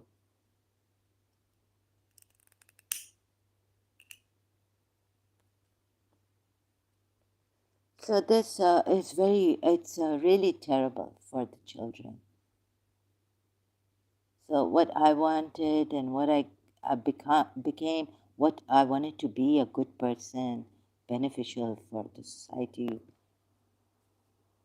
What have I become? Chaha tak kya paya hai kya? From that Veer Zara movie song lyric, Tere liye.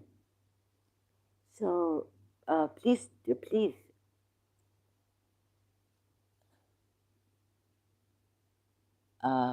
don't do this. Now that's all we can say.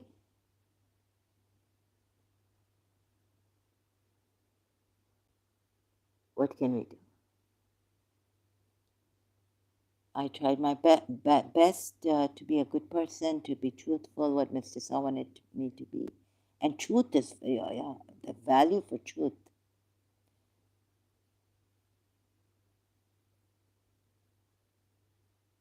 So that's a great virtue.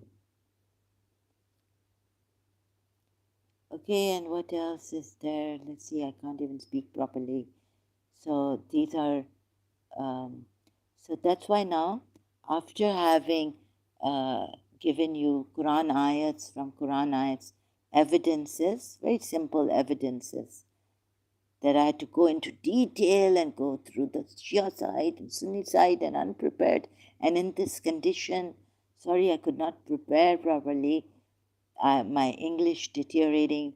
I know that there's someone after me who doesn't want me to.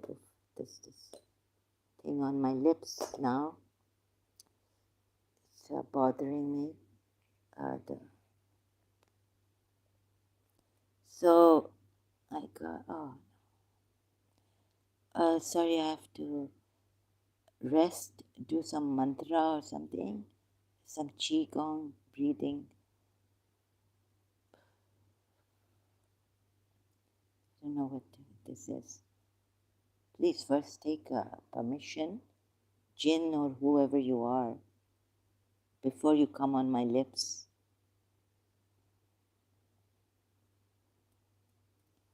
So from diurnal visitors, Surah Sabasab. Even that didn't help to ward off this evil in year 2000. Sorry, it's not Surah. What did, oh God. Sorry, absent-minded. A slip of Duai Sabasab. I take refuge in Allah from diurnal visitors and Sabasab. And evil and nocturnal visitors, and even this didn't help. I was sincerely doing, proper reading it in English, but because I like the meaning of, like when I want to read my namaz,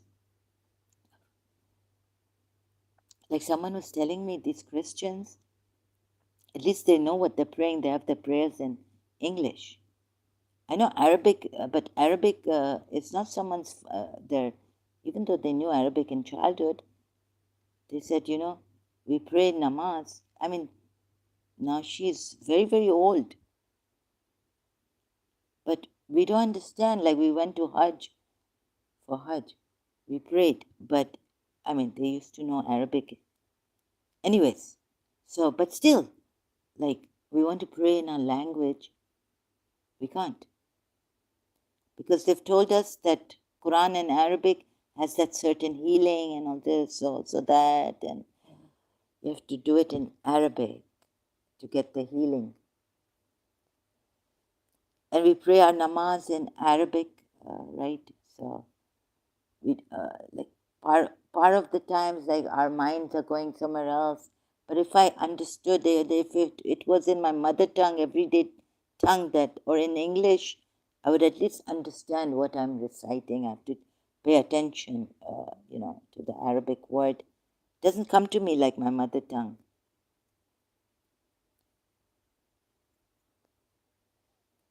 Anyhow, so that also point came out.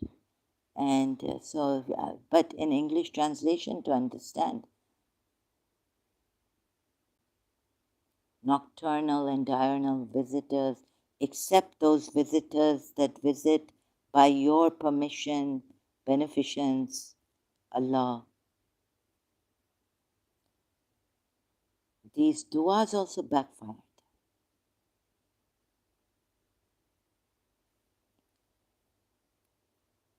And then people would tell me that I'm not praying with the heart. What? I don't want to help myself. Or someone would tell me, you're closed in your room, you just don't want to come out, and all these insults and all these judgments against me. That no, you just,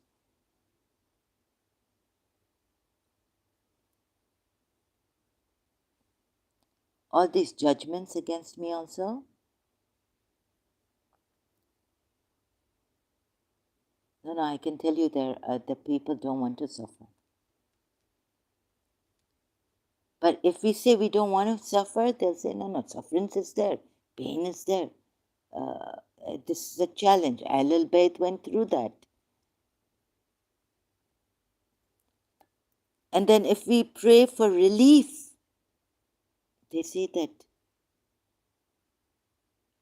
I'm saying, no, I've been praying for relief. No, you don't mean it. You're not praying with your heart. Whenever I've prayed with, they say, whenever they've prayed with their heart, they've always got the thing. So then my aunt would say that, when God gives it to me, I get scared. Because Allah says, my believers, angels don't. I love them. I love it when they keep begging me and feeling, like I love their voice. They're always calling me for something or the other. Don't give it to them what they wish for. And to the evil one, they say, look, Allah says, quickly give it to them. I don't like them, like their voice calling me, because they're evil. Although they believe in me and they're asking me. So this, there's so many things like this. I couldn't decide where. Anyhow, God give us the serenity, the wisdom to know the difference. Things we can change and things we can't change also. And that just an example I'm giving of that quote. Like when to use what. And when to use our judgments, and when to not use our judgments on other people's lives and all this, accusing other people, right? And this is, by the way, this is a religious figure, Prophet Muhammad, public religious figure. And I have the right, because I'm an ex-Muslim, I would have had the right to put, even the Yathrib Jews had the right to put a case on him. The polytheists had the right to put a case on him.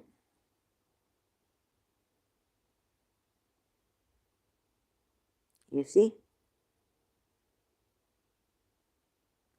Aisha had a right. He should have gone to court, made someone a judge there, and then done what Surah Nur says.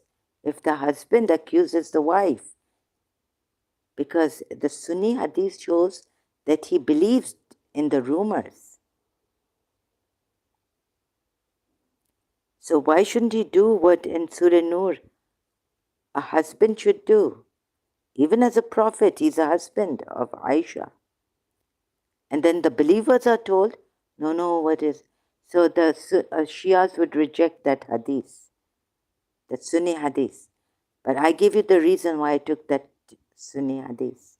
Because now it makes more sense to me that it's not the Umayyads who were after him, hypocrites wanting to, enemies of Islam, your religion, wanting to destroy this religion, coming in as hypocrites, as wives, as Sahabas.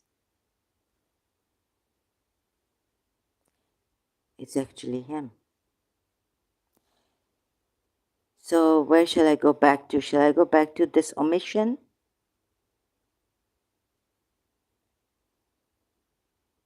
Do you get it now? There should have been no estimated thing, no guesswork. Allah should not have given you a chance for this. Believers, Quran experts, translators. Surah Nur ayat, Surah Hud ayat 88. And when it says even in 11th Surah Hud ayat 12. So this means I reject Sunni Shia both in this and say he wanted to omit some things. But I wonder why he couldn't omit in Surah Azab 52. Even if you find them beautiful, attractive, sorry. So that he couldn't omit, which he would have loved to omit, right? Since against Aisha, I think in Surah Nur 20, and if it had not been for the favor of Allah upon you and His mercy, upon you is not the believers, upon you is Prophet Muhammad. That's why God stopped him. You see, the Shias don't give a reason in the commentary section under Surah Ahzab ayat 52 why Allah stopped him from having wives. Even if the beauty were to amaze you or, bemuse you or something like amuse you. No, what's the right word for ajaba?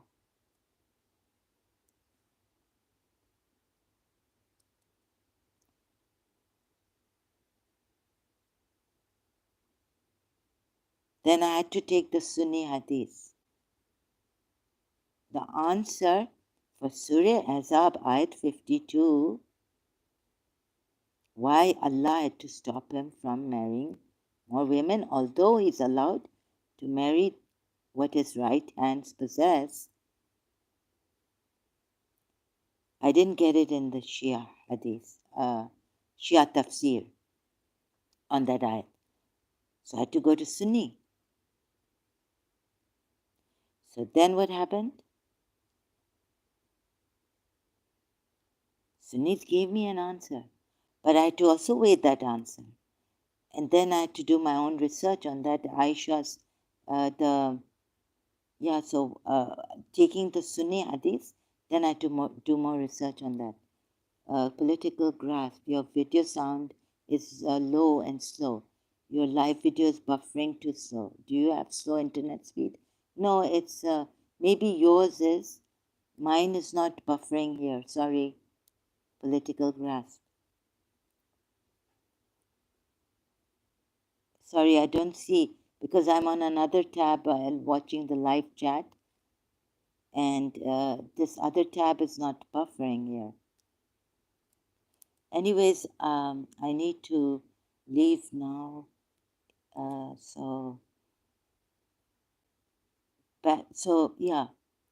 Quickly.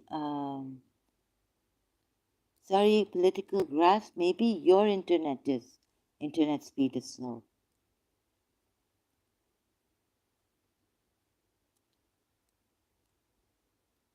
So there's an omission here, definitely. What they have claimed in Quran.com Sahih International Translation. And so going back to this also, you see, the Shias didn't give me an answer why the wives had why God had to stop him. Allah had to stop him from marrying wives, even if the beauty were to please him. So Surah Ahzab ayat 52 had to go to the Sunni side and find out that somehow Allah at one point was pleased with his wives, and that's why Allah put a stop. Then I had to do my own way, I can't remember what I did, to see if that was true, if that reason given by the Islamic sources was true. So sometimes, being crippled by the Shia, I had to lean on, take take the crutches from the Sunni hadith, and then I found a reason that direct. And then what I did was go to the hadith. And also see Surah Tahrim, how the Shias defend Prophet Muhammad in the tafsir, what they say. And I know what they've omitted, missed out on seeing. Hearken not to the hypocrites, O Prophet. Surah Azabat, and the disbelievers. And the wives at that time, when they were, not even that time, before that, when they were annoying Prophet, go to Surah Azabat, where it says, annoying Allah and the Messenger, hurting him or annoying him, you're cursed. So even as a husband, good husband, but being a messenger, and people are going to take as example also, maybe being a good husband, but remember he's also a prophet. So a husband, even a believing husband, can go pleasing his wives, but not do something against, right, the ruling of Islam, the laws of Islam.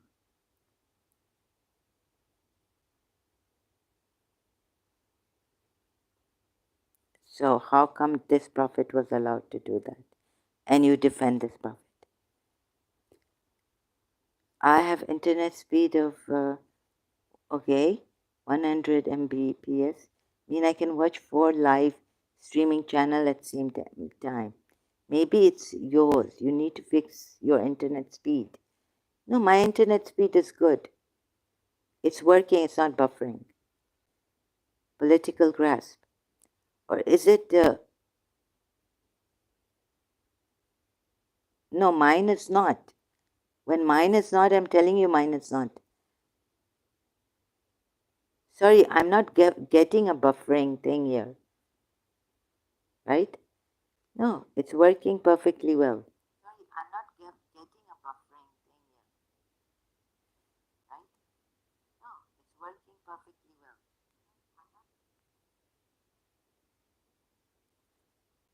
So, political grasp. Are you Muslim or ex-Muslim, or you said you were Hindu, Indian? So, Surah, where shall I take you then? Yeah, so this Surah 52, Surah 30, Ayat 52.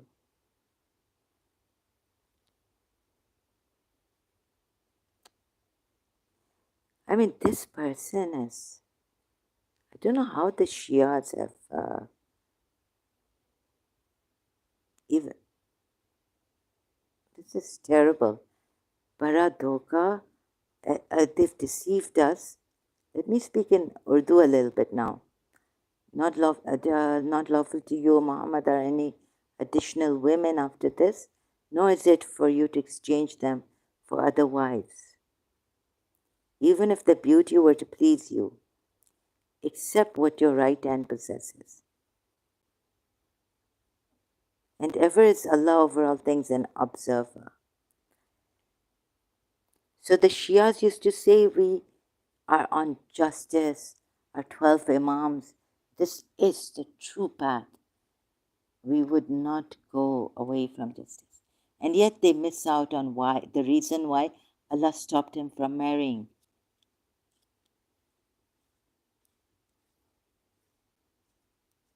What was the reason? They don't give in the tafsirs under this section. Not that I've seen in multilingual Quran, Aka Mehdi Puya or Ali commentary, right? What was the reason that God stopped him from having more wives now? Stopped him. So then I had to go and so like that, going to the Sunni Hadith on Aisha, then Surah Nur ayats where the believers are blamed. So the only then relying, like going, seeping through like that and not relying on Ahl Bayt, Shia, because that's where the Shia, it's looking at the pathetic reasons, the forceful marriage of Zainab bin Josh with Zayd, Surah Ashab ayats. Okay, so like this.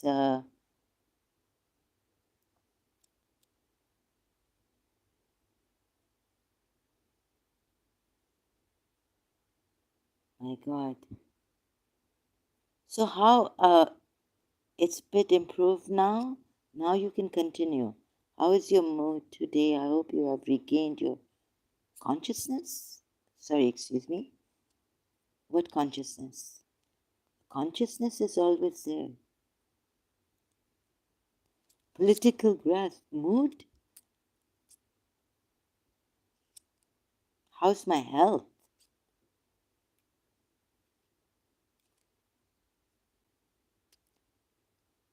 I'm not moody. So please stop asking me this way. I hope you have regained. When did I lose my consciousness? I just felt like throwing up and felt sick. Did I faint somewhere? Lost my consciousness? Political grasp. What are you asking? Oh God. Why do I have these people like this here? When did I say I was moody? Or you have passed a judgment against me? Okay, so now, thank you. Political grasp, very good, really. Where have you learned this thing from? Chalaki.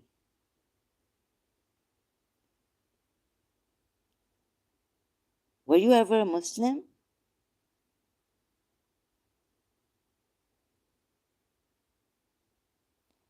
Okay, so the conclusion is that when I used to wonder how this person, Prophet Muhammad, cleaned up, like polytheists there in Makkah, Yathrib people. See, I saw a very diabolical thing here. So this just gives me a hint. Are you kind of introvert? Do you like company of people, or you want to spend your time alone? I just want to know. Sorry, I cannot tell you all that. I don't trust you to tell you all that. You need not be interested in me like that. I'm not interested in you like that. So you need not be interested in me like that, right? Thank you very much. Political grasp. So now, here we are.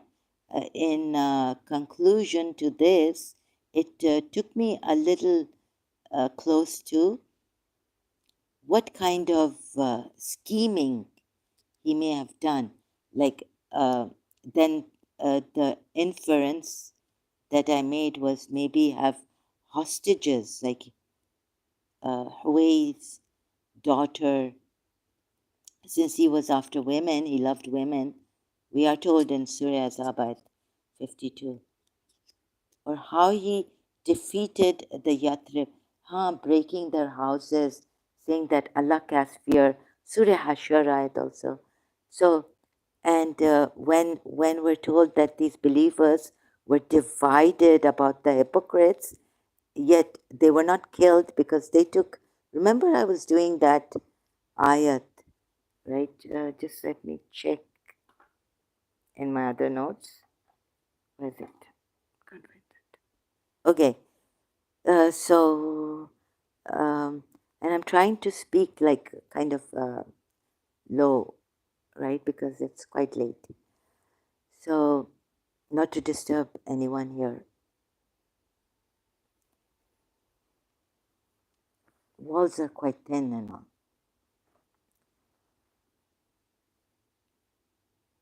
So, in like, for example, these apostates who took refuge in the foreigners, right? Where's that? Can't find it. Ayat, where's that ayat? So he had a, how they had an alliance, the Muslims. So what Dr. David Wood and them were telling us,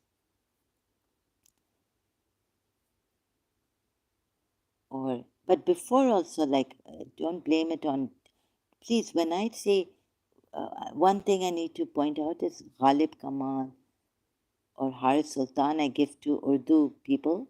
Go there, but there's Abdullah Samir, English speaking people, ex-Muslim. So when I say that, on YouTube there are these ex-Muslims, if I mention their names, doesn't mean because of them I left Islam.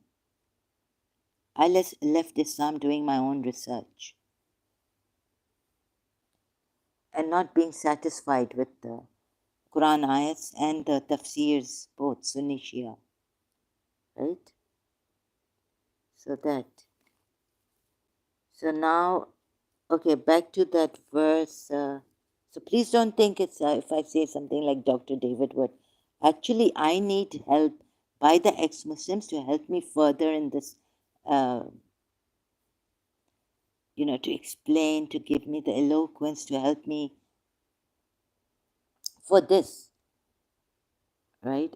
And about my health, I would like some good people to join me, some foreigners to join me who care about humanity, who even care about animals and all this. A lady from America, she went being with animals, taking care of them. It's so good. While our Muslims, they just want to get married, have family.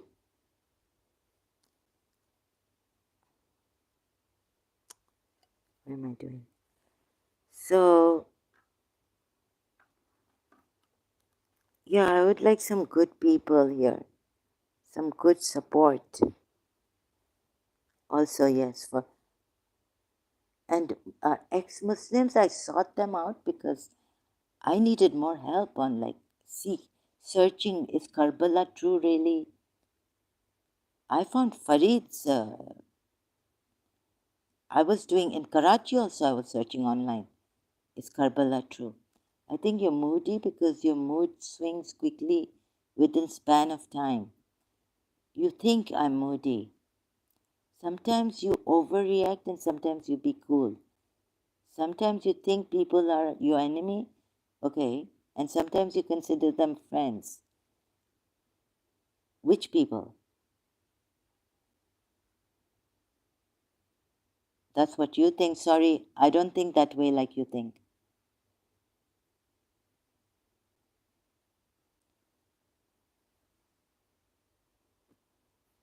Political grasp. I don't think like you think. And I would never, like you do, what you do, being normal and thinking you're not moody, you're worse than a moody person. The person who judges another and blames another, what reason they have not to take people as friends, not to trust people.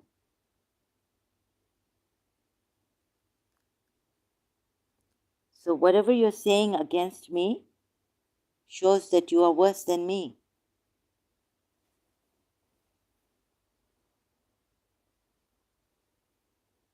Because who gives you this right? Right? And what's your real name? You won't even tell, I don't even trust you to tell me your real name. No, I don't think it's a moodiness of mine. I think it's something else.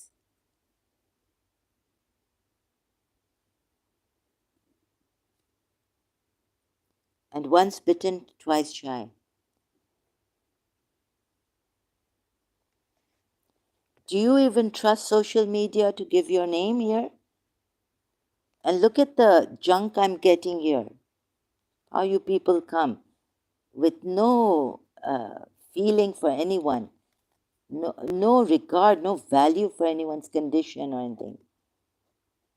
You've been coming here since a long time. So I'm really sad to see such people come here. Who sends them, how they come, I don't know.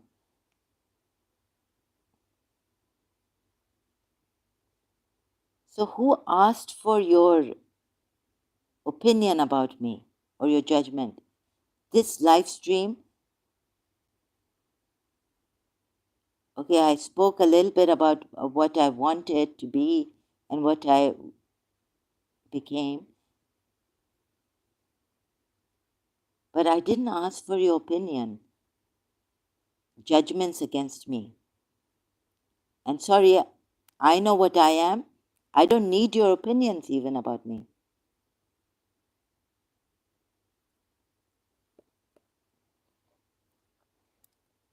So I enjoy my company better than people like you. So please do me a favor, don't come here anymore. You have the choice to come here or not to come here. This is not your channel. Please have some etiquettes, have some this thing, right?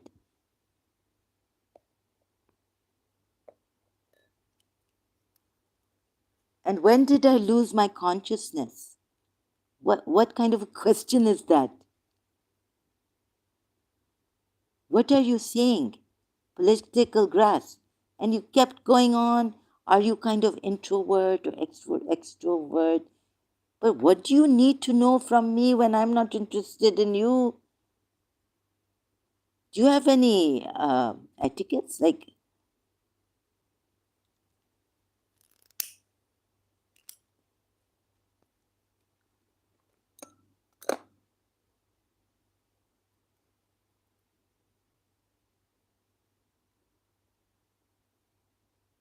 when did I lose my consciousness?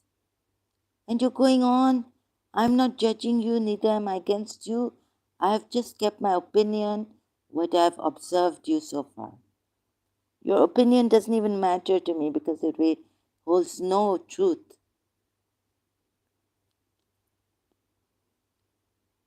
But I just question, like, how come we have people like you? What gives us people like you and people like him, Prophet Muhammad? Like, what do you people really want? What good would it do for you to judge? If you're not judging me, you're neither against me. What are you saying? But you're judging me here, sorry. Your opinion doesn't count then, shouldn't count. If you were not judging, then why do you give opinions? You're judging. Your opinion holds judgment against me. You're judging me, right? And excuse me, can you answer one question? Like, I know you are a distractor, that's why. Because my videos are, right now, there's no buffering, you lied.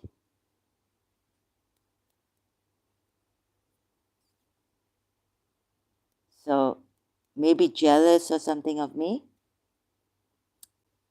I'm sorry, but this is, why be so jealous? Okay, there we have some people who are jealous. I can see it.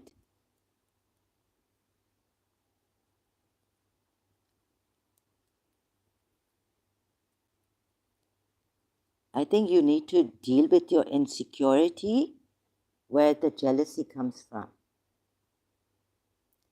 I'm no better than you. You have your unique way, I have my unique way. You go do your work, I do my work, right? You must have some beautiful things. Stop judging others and giving your opinions about others. Start working on yourself. Make your life beautiful. Don't waste your time here that I am curious. I want to know this about you and that about you. And when did you regain your consciousness?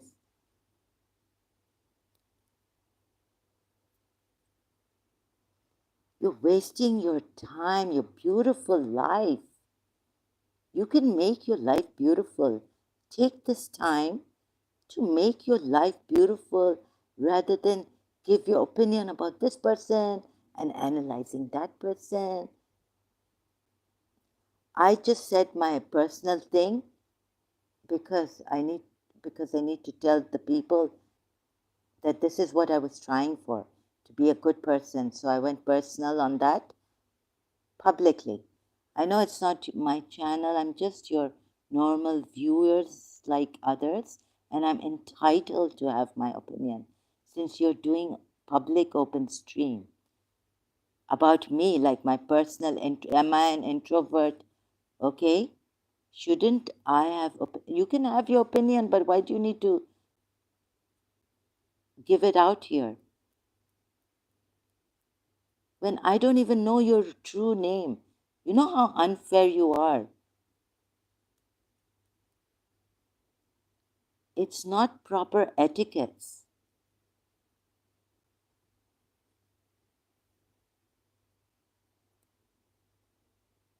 right?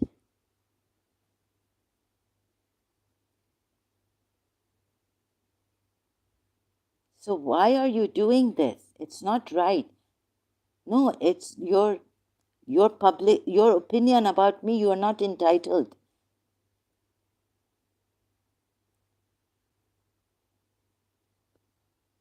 You're entitled to have your opinion, which may be completely false, a lie. Who knows who you are, really?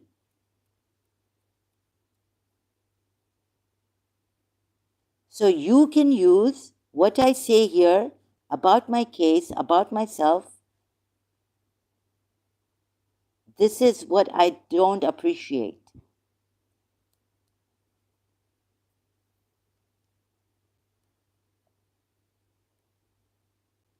But you don't even have your true name here. No.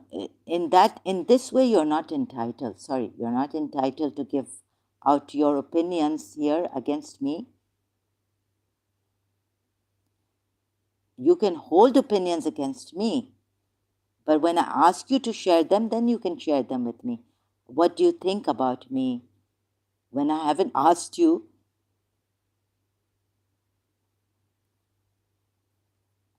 you're just barking up the wrong tree, right? That's what you're doing. Okay, now, in conclusion, I just saw that how he can, I will give another stream on the conclusion of this.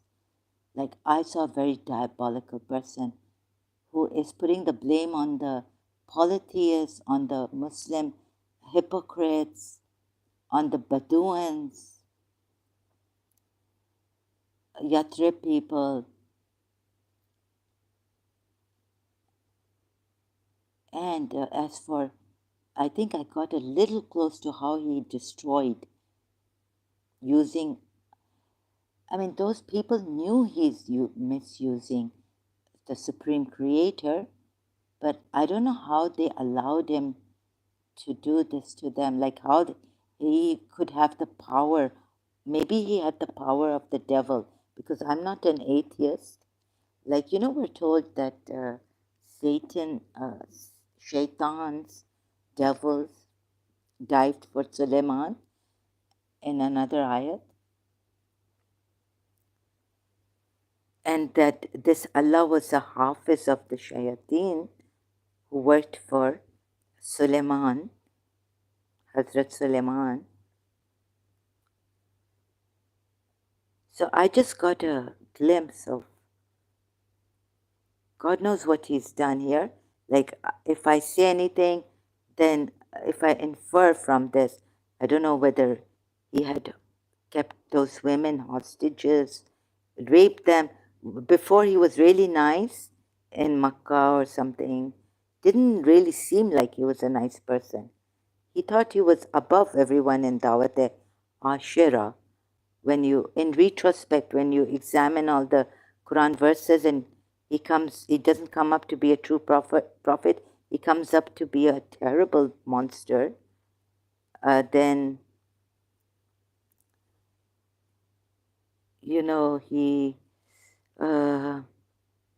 then you can conclude that he wasn't a good person. Then, which maybe he had a very big army, criminals, like, they would go and they would, or insurgents, like insurgents do. So here I have to guess, I do confess, and this is my way of research now. And laundry, slave girls, and on one hand, no indecency, no homosexuality, no lesbian, LGBT, the haram, all that, but and how his religion took such a great spread. So I think what some say is that through the sword he spread it. But still, like how it spread and how the Shias take it and how the Sunnis take it. I mean, it's too evil for me to even want to go through this. I didn't have the heart even today to come here later on. But I said I would.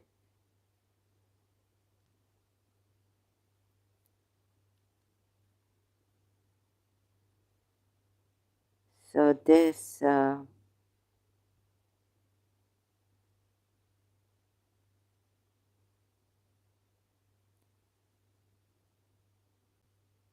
in conclusion, I'd be thinking about this. And when a faction of them said, O people of Yathrib, there is no stability for you here, so return home. And a party of them asked permission. So just reading the tafsir, like how the Muslims had to take it, how they, take it. When you read the Quran, this Quran ayat, seems like, they are right in saying that you, O people of Yathrib, there is no stand possible for you against the enemy attack. Because Surah Fat ayat, O people, O Baduans, they were from Yathrib, you will be facing such an army. And then Ali Imran verses. Ali Imran verses of 167. Here. Seems like another lie against them. Surah 3, 167.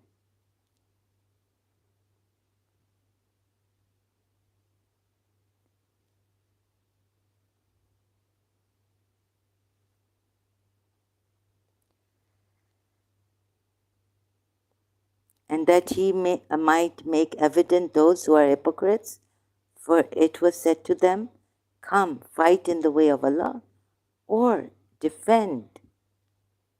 They said, if we had known battle, if we had known there would be battle, we would have followed you.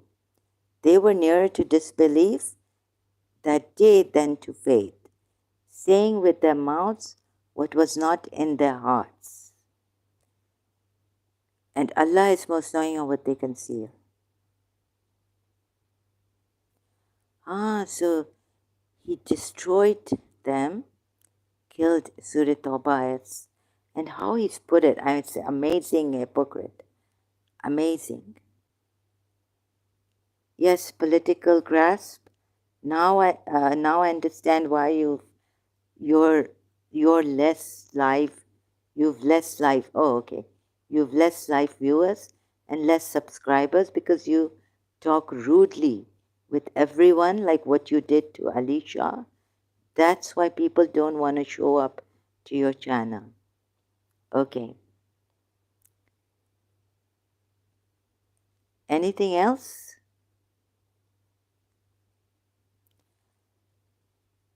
So, and why would you like to distract me here?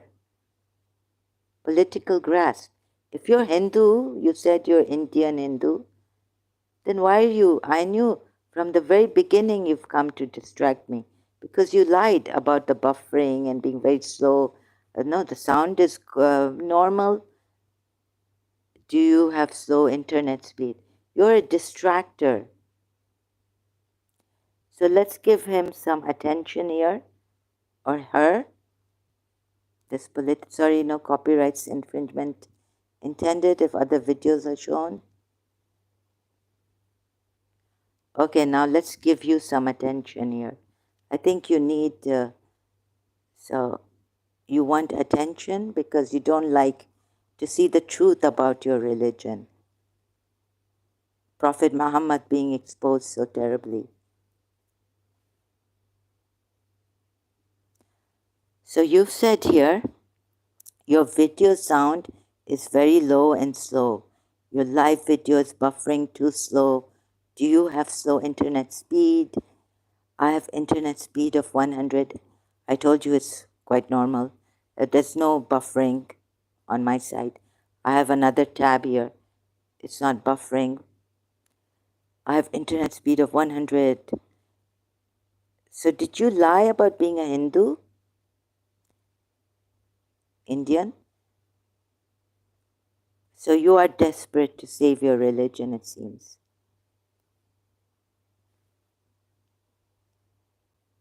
A liar, a rapist.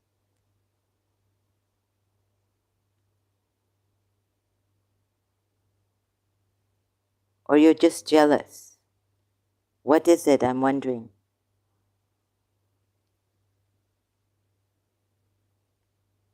Yes, not only Ex-Shia. There are many great ex-Muslims. Before Ex-Shia is just new.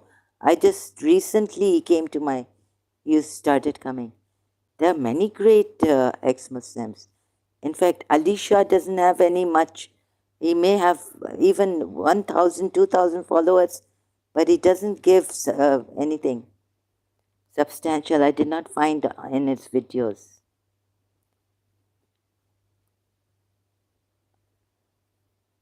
And so I'm just wondering because, we are in a global family. They're saying, I've told people that I'm not feeling well. Please help me.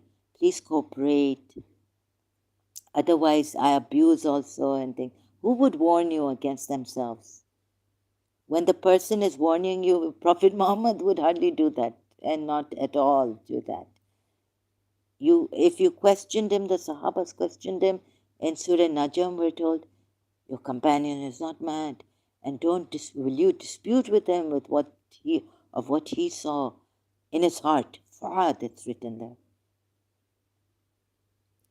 So at least I'm saying I'm a bad person. I'm not at all good, right? But I wish to be good. I wanted to be a good person.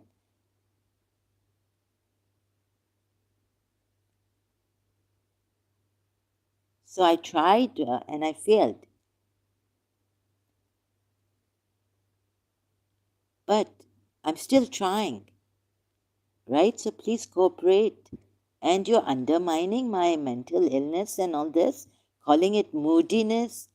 And I didn't lose my consciousness. When did I say I lost my consciousness? So I want to see how far you will go, brother, because we have, like, unless you want to come and kill me with a knife or something, I'll have to defend myself. But, like, how far will you go with your lies and all this? This is terrible for society, for the people you live and work with. If they're not like you, then it's terrible for them to live with someone like you. You need to realize this. It's a bit improved now. Now you can continue. I was continuing because it was normal here. I knew it, that you were lying. How is your mood today? You don't ask like that because I said I'm not moody. Whatever is on me, I'm not moody. I've been through a lot and I have been going through a lot. And you don't have the right to undermine my case and condition. I hope you have regained your consciousness. When did I lose my consciousness? I don't remember saying here I lost my consciousness. Are you kind of introvert or extrovert? Do you like company of people or you want to spend your time alone? I just want to know. I want to know why you are asking these, why you are wasting your time on this. You could use this time to make your life beautiful. Maybe you're coming here wanting to distract me because you want, or maybe I said something against you and you've disguised yourself and come here. You haven't given me your true name and you're hiding behind that name. I think you're moody because your mood swings quickly with span of time. Really? Sometimes you overreact and sometimes, okay, I'm getting a lot of attention here. Wow. Political science, I must be really important for you. Now I understand why you've less live viewers and less subscribers because you talk rudely with everyone, like what you did to Ex-Shia.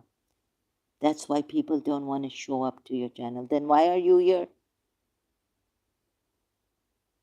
Why are you here when you know this? Shouldn't you be somewhere else? Why do you want to drag my religion here?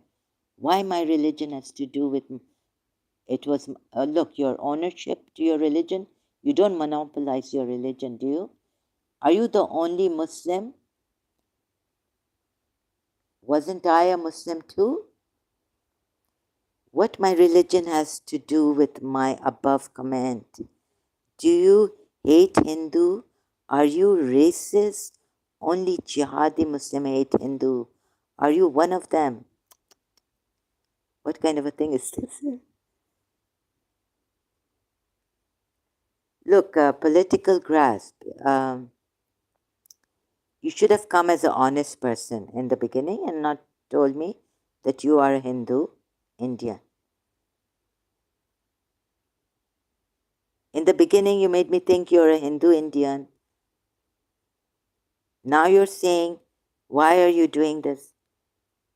Now, when I have less subscribers than Ex-Shia, much less, then why don't you join Ex-Shia? And so why have you come here? You told me before you were a Hindu, right?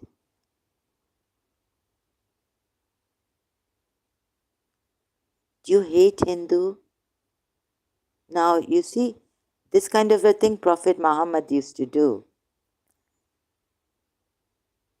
Am I criticizing Hindus now? Did I say I hate Hindus? Don't put words in my mouth. Even if I criticize Sanatani, I don't even call them Tunis like Ghalib Kamal calls them, Gulzar Elia calls them, Haris Sultan calls them.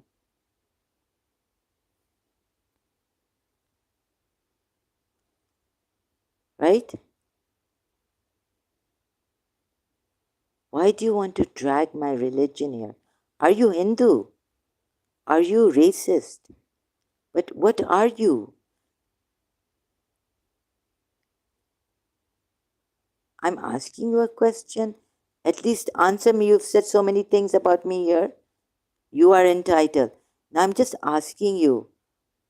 No, but I don't think I should because I don't trust you, anyways.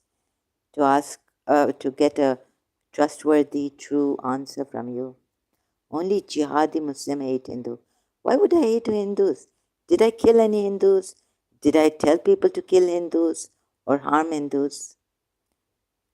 Right? So let's see how we can solve your problem here against me and my channel and making me a racist.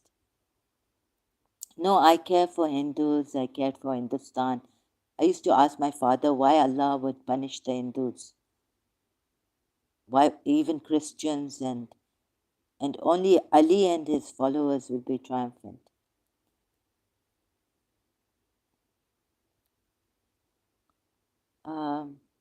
So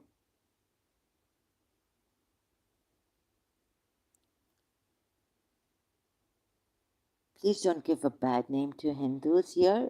I'm racist. Which way I'm racist? I'm an ex-Muslim. Only jihadi Muslims hate Hindus. Where did you get the idea that I hate Hindus? If I've criticized like fake, if someone comes with videos that there are fake gurus, let's say, do they hate Hindus? Are they racist? Political science has put a whole this thing about the all the books being wrong, Hindu books, all this. Are they anti-Hindu? Hate? Does political science hate Hindus? I don't know why you have come here when you don't like me. Why are you wasting your time here? I'm not doing much against ex. I'm not an ex-Hindu. I'm an ex-Shia, ex-Muslim. Yes, I took help from the Hindus, and there's some things wherever, like Haris Sultan said, human rights violations, we must speak about it.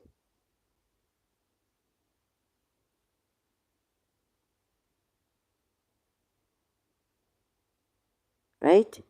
Please, if anything I've done to you,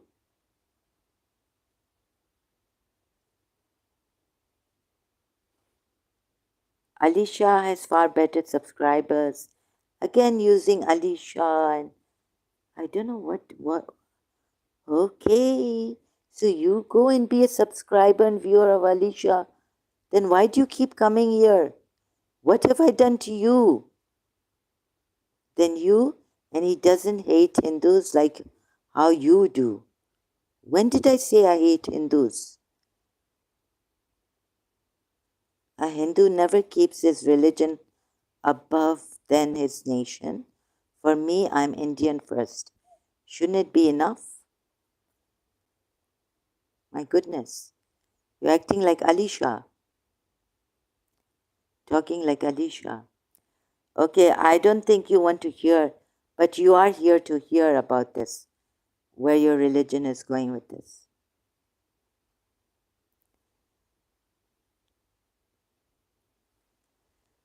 I have no comments against Ali Shah today. I just reported, and I don't think he can come here. He can come with another channel, another email, and another channel. But I've blocked Ali Shah, reported his gaslighting, like you have started to gaslight me, and put words in my mouth. Oh my God, hate Hindus. The other day I said we love Hindus. I love Hindus. So you got it all wrong.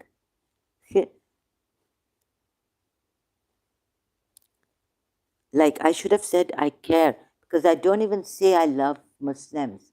I say I care for you.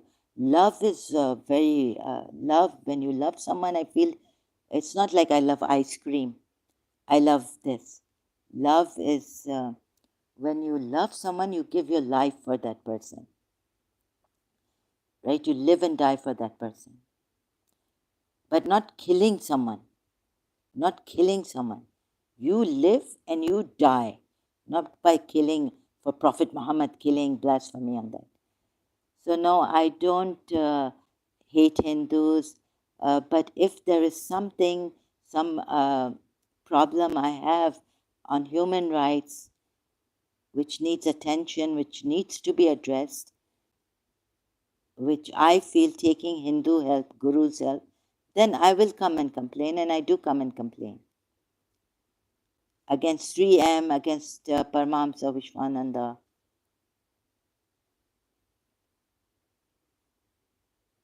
That makes me, for human rights and whether violations, activist.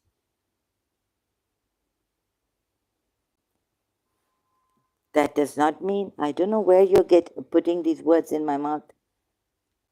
Okay, so maybe 3 hours. You think no one is even 2 hours now? No one will be watching this. So you have a go at me like this because I have very few followers. No, I myself have told people to unsubscribe to me. Okay, and oh, so you're following Ali Shah and you like to follow Ali Shah, so please subscribe, follow Ali Shah. And don't waste your time here. So this doesn't mean that you come here because you don't like to listen against Islam.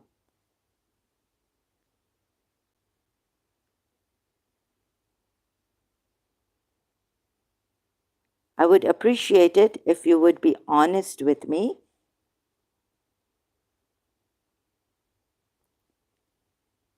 Brother, sister, I hate this kind of a thing, really. The way you people come. Now you see, I hate it, the way you people come. Such a, like Prophet Muhammad. Sick people you are. I hate it. But what sickness is this, really? So sad. In this world, we have covert narcissists, people like Political Grasp and Ali Shah. So sick.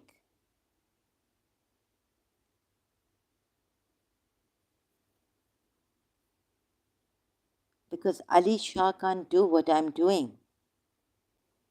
And when I started, and I'm more senior to him,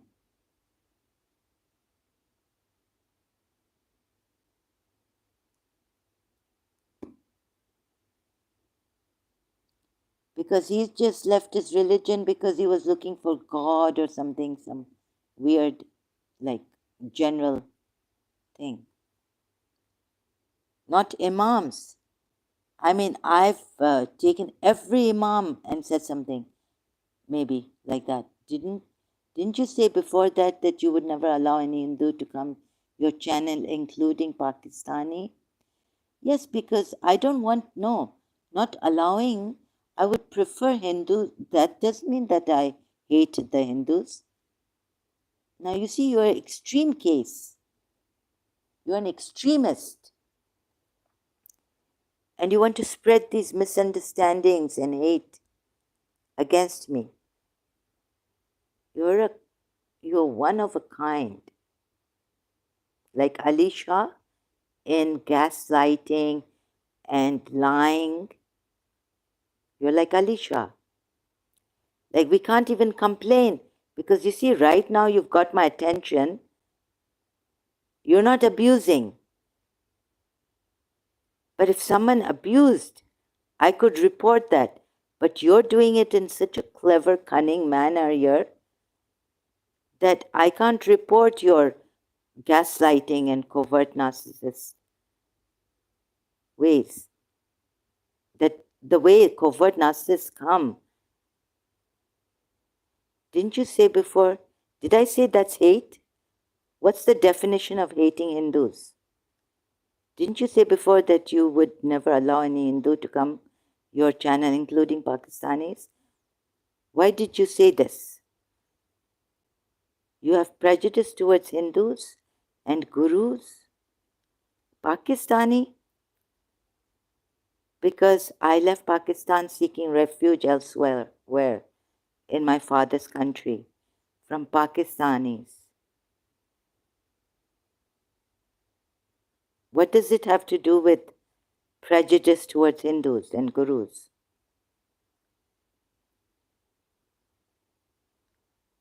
I'm saying I would discourage Hindus to come here when I'm doing against Islam. It's better, it's safer, they don't get too involved in this. Already they are in trouble with then you know, what the Pakistani Muslims and Arab Muslims also will say. What they said against that poor lady in India when she said she just quoted a hadith against, and so people were saying against her, even Abdullah Samir said against her, that such a lady in politics in India should not have said this against Prophet Muhammad openly. Whereas the other person on her land, an Indian, another Indian, but a Muslim, could say against Shiva,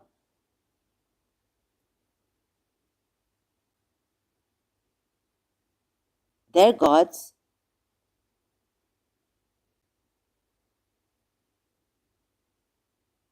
Why did you say this? I know you are just wasting your time and my time. You have nothing healthy to contribute. You're just spreading misinformation against me, undermining my case, calling me moody, saying, when did you regain consciousness, as if I lost consciousness? Excuse me, can you answer my question? You asked me, when did I regain my consciousness? I'm asking you, when did I lose my consciousness? Hello? Political grasp. And you're going on, and I'm going with this. My first impression about you is that you have left Islam, but Islam hasn't left you. Still, you behave like Qatar Momin. No. Oh, please don't. Oh, yes. Yeah, maybe my behavior is very bad, very intense. You disagree with everyone and berate, mock each of them. Why? First of all, you're completely lying against me, and maybe you'll never learn. This is not the way.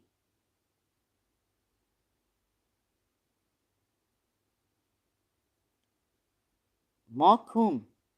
Now I have the right to mock these Imam Ali, Shia. Were you a Shia? Does it hurt you?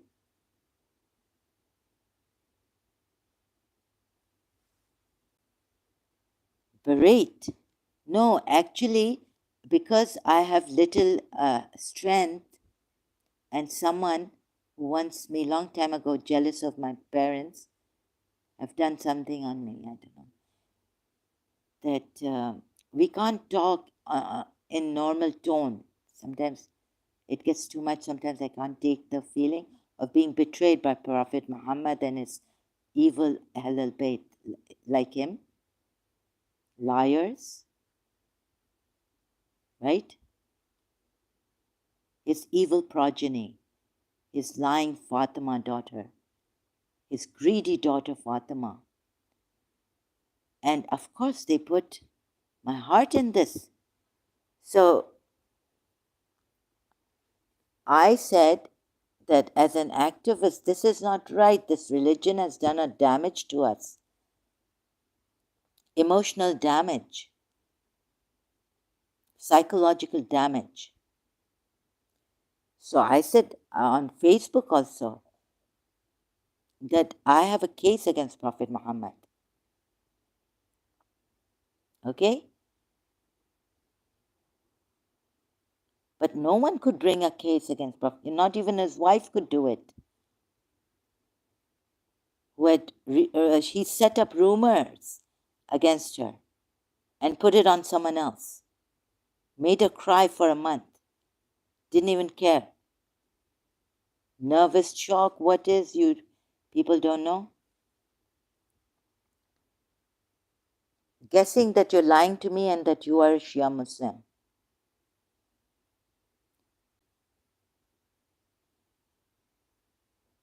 Okay?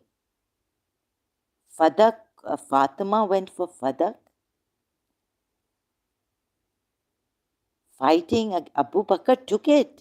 You know why Abu Bakr took it? From Fatima when after Prophet Muhammad died.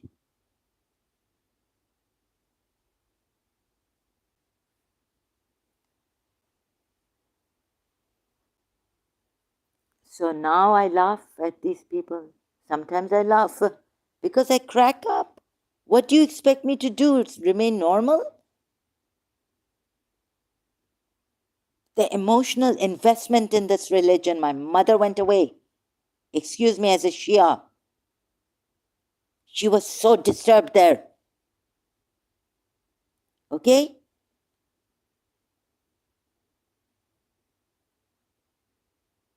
You have any feelings or not? Doesn't seem like it. You just use your mind for others. One day God will get you people like anything. I've just had enough of these people. I'm not a foreigner. I wish I was like a UK Britisher, level headed. Harvard psychologist has given us how to act with you covert narcissists. Oh, I appreciate it, but don't, and the covert, these psychologists coming up, helping us. I think you need a lot of attention. You need to go and suck up to Ali Shah. Or maybe, you are a woman or whatever, whoever you are, married woman or someone. Maybe your husband has left you, doesn't give you, or he leaves in the night time. And so you come here.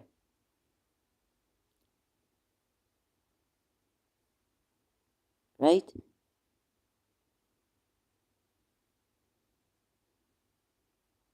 Maybe, what did I do to you and your husband?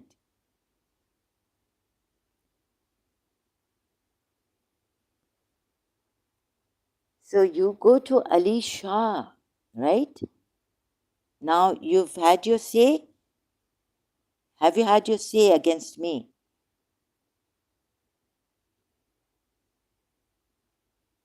Then you go. Don't waste your time no more. Join Ali Shah. Okay?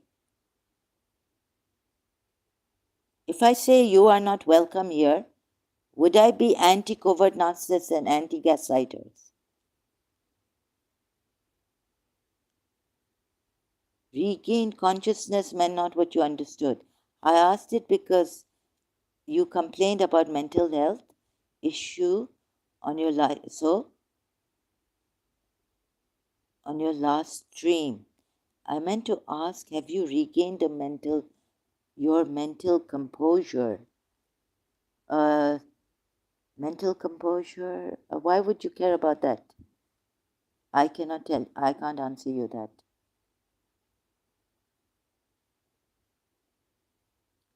Why do you need to ask me that? I came here. I'm not feeling sick or feel like throwing up here.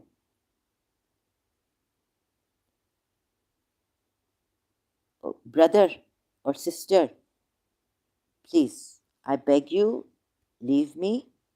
You are you're not, you're very like condescending and you're very sharp and cold. Yeah, you come across as a cold person. Like you only use your mental. You're a very cold person. Sorry, can't deal with that. Neither my mother could deal with such cold people. We've had enough. My father's side family members were like this.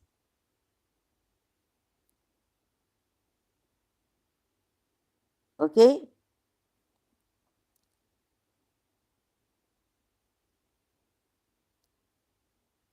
Hope you don't come here. I would really appreciate it if don't use anyone else as a victim for your power supply or whatever you need. Okay? I really cannot take it. My mother lost her emotional balance and all this with such people. She was only 13 years old when she married into this governance's cold family. Cold hearted, cold blooded people. Sorry, since childhood, I've had very cold blood, and then now my mother is no more, and my grand-aunts and all the good people, they have passed away. My aunts also, one I was close to, I could talk to, I could trust. So, can't take people like you anymore. Maybe the Westerners can take you and the Europeans can take you. They're level headed. I can't take it anymore. So now I've said it. I can't take your kind of people.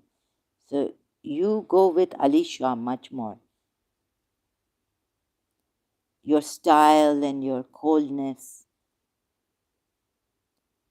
I don't know why you would come to me here. Mental composure, regain consciousness meant you can't even tell me what it's, this kind of a thing. You're a very cold person, political grasp. Did you receive any affection, warmth, loving warmth from your mother?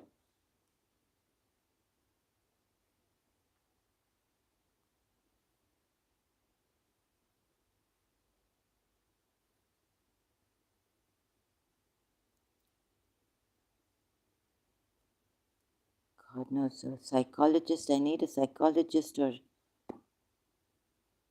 how do we help such people?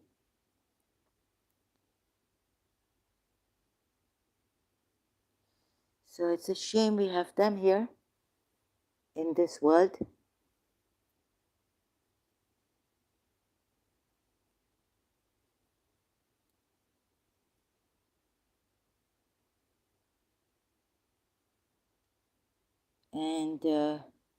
And this one, Prophet Muhammad and his family. So how they turned it around, Hussein, the sacrifice, and giving Ali Asghar and Ali Akbar. But then why would he allow underage children to go to war? Right? This was terrible. So I thought maybe because he blamed the polytheists for killing their children. So karma followed him, and then one day he had to give his children and his sister's children also. Honor Muhammad, Zainab's children. Zainab bint Ali's children.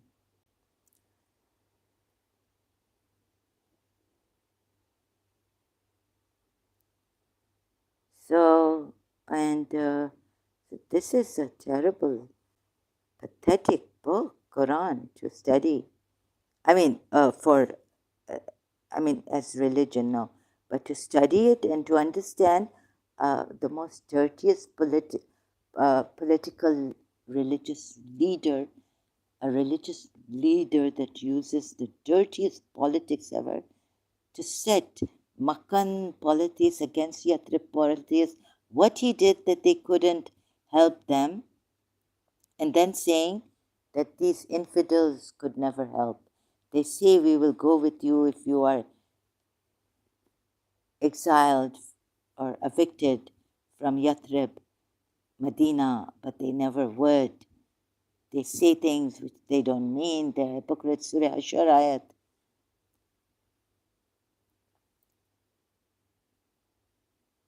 Pardon? You, excuse me, you lost your mother because of Islam? No. Isn't it? No, it isn't. Then why you went to... Oh my, now look at this.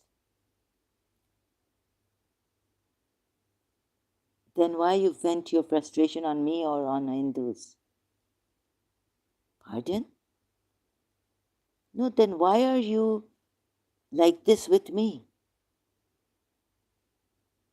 So, no, you need to hear this. Listen, my mother or whatever went because of her family. Her husband was not good. Not because of religion. Who said because of religion? But we invested so much in this religion. No, because a psychic person who had psychic powers got my mother killed.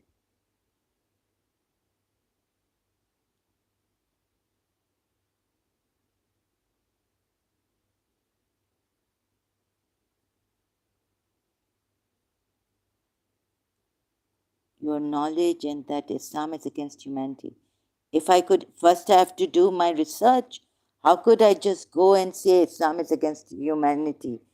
I was, after my mother died, even I was a Shia. I wasn't, later on, much later, I realized that now I have to leave my religion and ask for a Hindu help. A political grasp,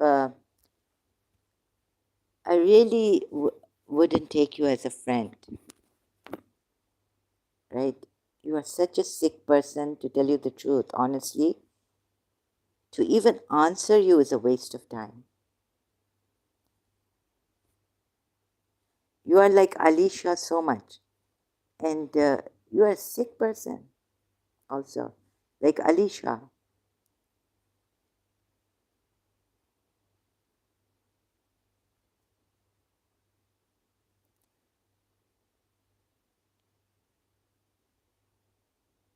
I heard Hindus were helping Alicia. Bewakoof, someone came here and said, Bewakoof Hindus who are following Alicia. Bewakoof, you know what it means, you are Indian.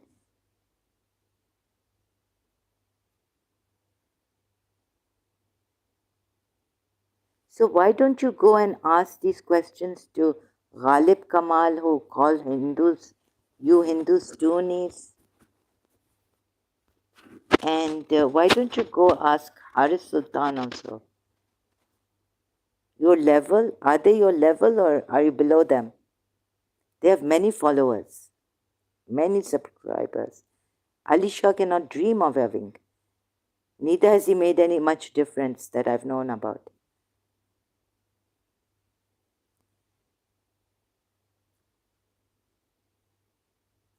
No, I hate you and your way, but I don't hate Hindus. But my hate is like I hate you and I don't want to see you. Right?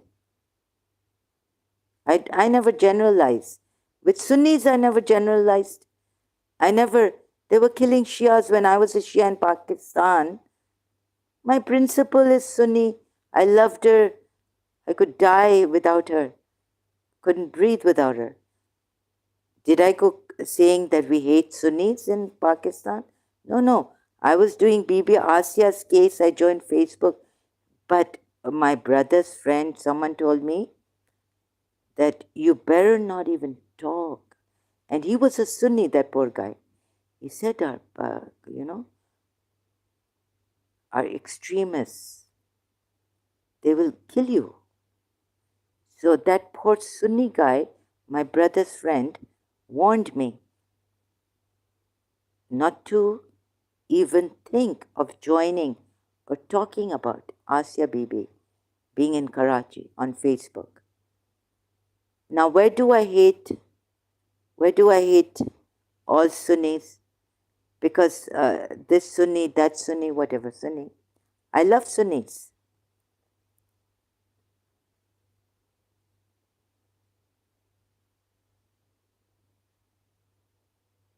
Right?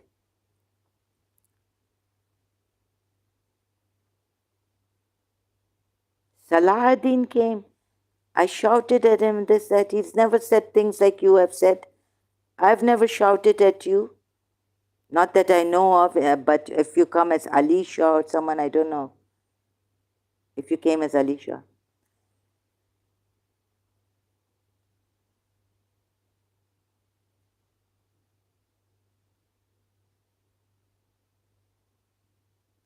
In fact, this time Salahuddin came and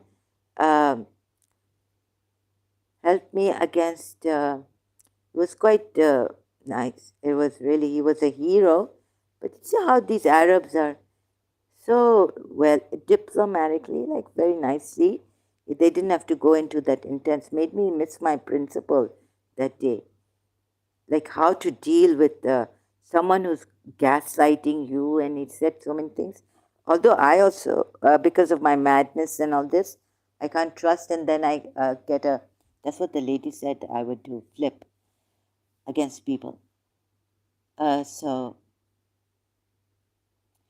But that day, Salahuddin became the hero. He said, he just told, why are you distracting this lady here, her, right? This Arab, Saudi Arabian. In a very wise, sensible way, actually. And Alicia hasn't come since then. Alicia said, no one will come. You and me alone here, and he was harassing me. It makes me wonder why you hate Ali Shah. He is ex-Shia like what you are. Oh, I don't like, I hate him. Yes, I follow Haris, but not Ghalib. Ghalib is a fraud ex-Muslim. He's not even an ex-Muslim. You are the fraudiest liar in the world. So I don't even care what you say about Ghalib is not even an ex-Muslim.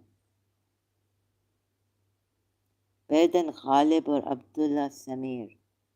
Haris is, I think Abdullah Samir is, I hate Haris. But I listen to, sometimes his videos are good.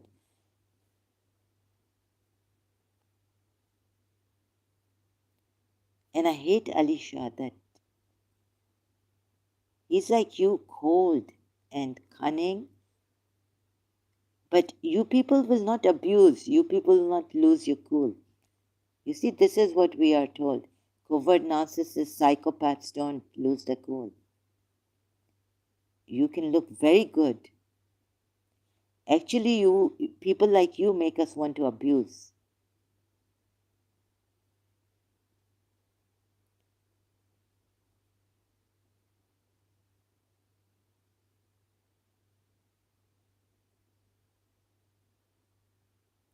So this. Now, Khalib Kamal, what is Khalib Kamal is he's an ex-Christian.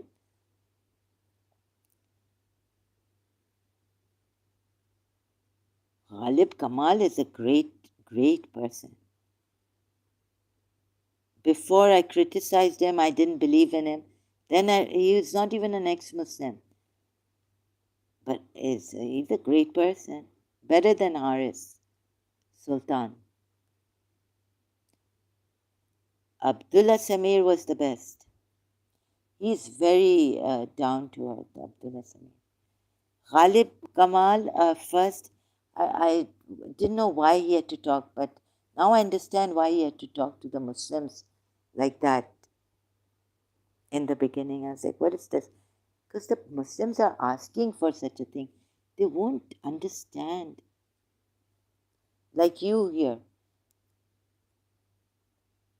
Frustrating. It's really frustrating.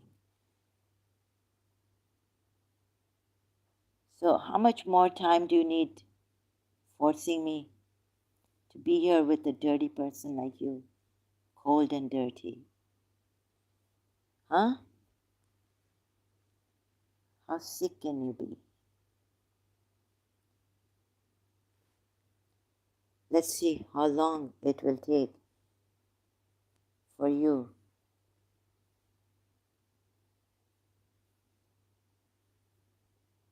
to leave me to myself.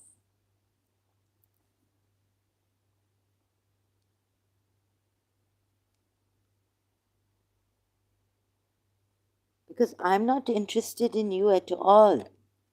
Why should you be interested in me? My personal things, like my case, when I see you, you lie before you came here. As you came here, you lied. Before you came. Can't even speak. I need an expert. Isn't there a foreigner who can be my moderator, whom I can trust? Like the German, because when someone is mentally ill, it's very hard to be with them. They can't trust anyone, they're unable to trust anyone. It's very difficult. If Ghalib isn't ex-Muslim, then why? Baba, I don't know political grass. Islam on this channel, ID is an ex-Christian. Shouldn't he criticize Christianity first? He criticizes every reason because he's lived in, I think, Pakistan, and he speaks about his experience in Pakistan with Muslims and human rights. I think he's a human rights activist.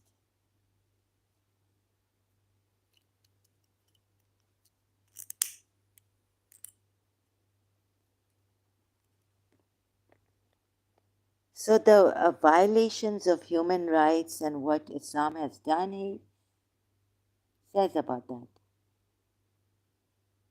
Being a very brave ex-Christian, I must say.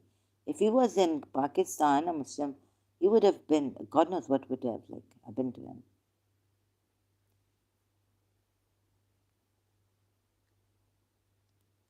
And how the Pakistanis treat the minority Christians? Very badly. They expect the minority Christians to also, like, if they have to say Muhammad's name, they have to say it in a certain way that is respectful, like for the Muslims.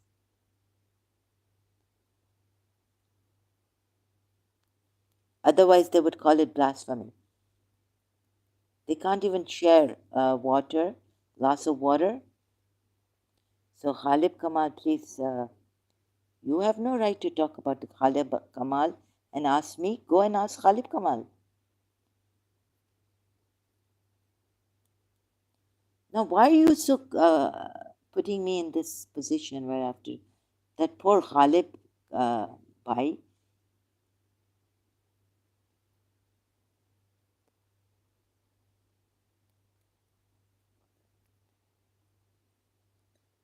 so he's not a fraud.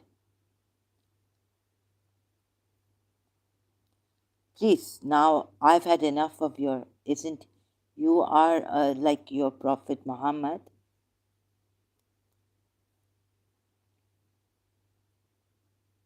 Don't you then you hate Christians and ex-Christians?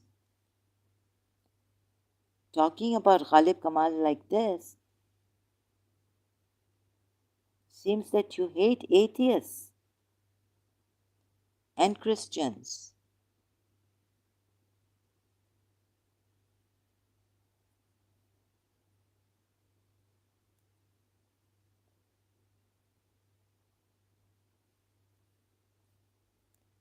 Where's your mother from?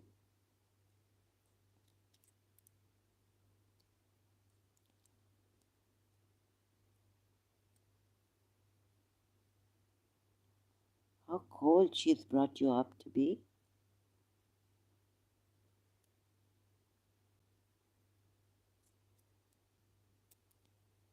Very cold person, I must say. Interested in others so much. My God. Your life goes just interested in what others are doing. You are a really nosy one. Mind your business. Go talk to Khalib Kamal. Why are you getting me involved in this? And then I have to talk for Khalib Kamal because you've called him a fraud here. Now, why are you asking me? You don't care what I will say. You'll just go and tell Khalib Kamal that she thinks you are a fraud. Here, look, right? Something. You could change my twist and change my words. You can even, God knows, change my voice. Put words in. Okay, lady, I gotta go now. Thank God. Good riddance to bad rubbish. No. Bye. Ooh. No, thank you. Don't wish me sweet dreams or anything because you don't even care. Give two hoots about me. Too late and got to sleep. I hope I didn't hurt you. Your sentiments by saying something that bothered you. Really? Oh, yes, you did hurt me.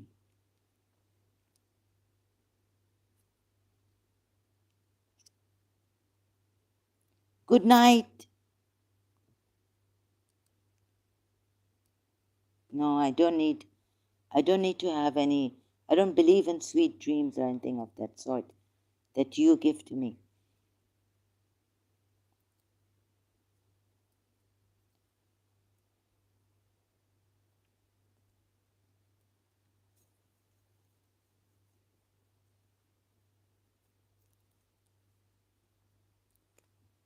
Terrible person, really. Good riddance to bad rubbish. I hope you never come here again. Why you want to come and start hurting someone or want to hurt someone and then say and take their time, wasting your time and their time? What kind of people are you really? बस वो जो अमिताभ बच्चन साहब ने एक film में कहा ना, गंदी नाली के कीड़े.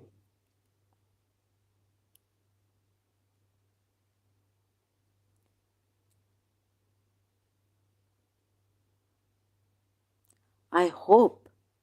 Oh, keep hoping. No apologies, nothing. You are one proud man or woman whose husband, I think your husband in the night time has left you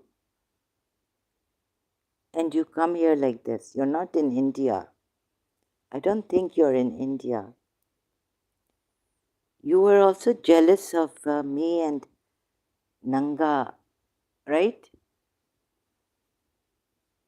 I don't think you are a man. You talk like a woman, a very clever, sneaky woman. Imam Ali has said women are like scorpions.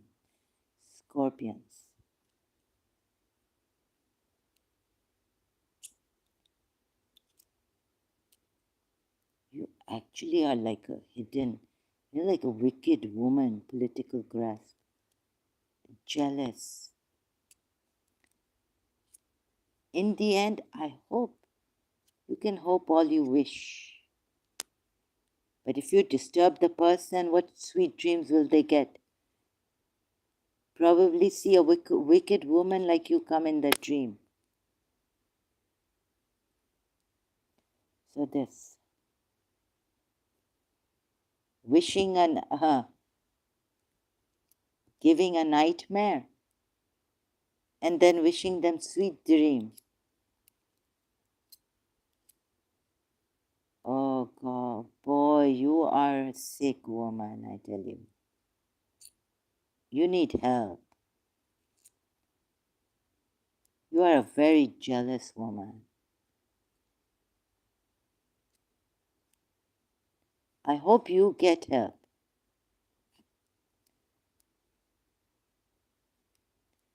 Okay, so thank God, good riddance to this wicked, jealous woman. Now, let's see how many hours. No one will going to make a new on the conclusion. Come back. My stream went a little. That poor Khalib Allah, bichara.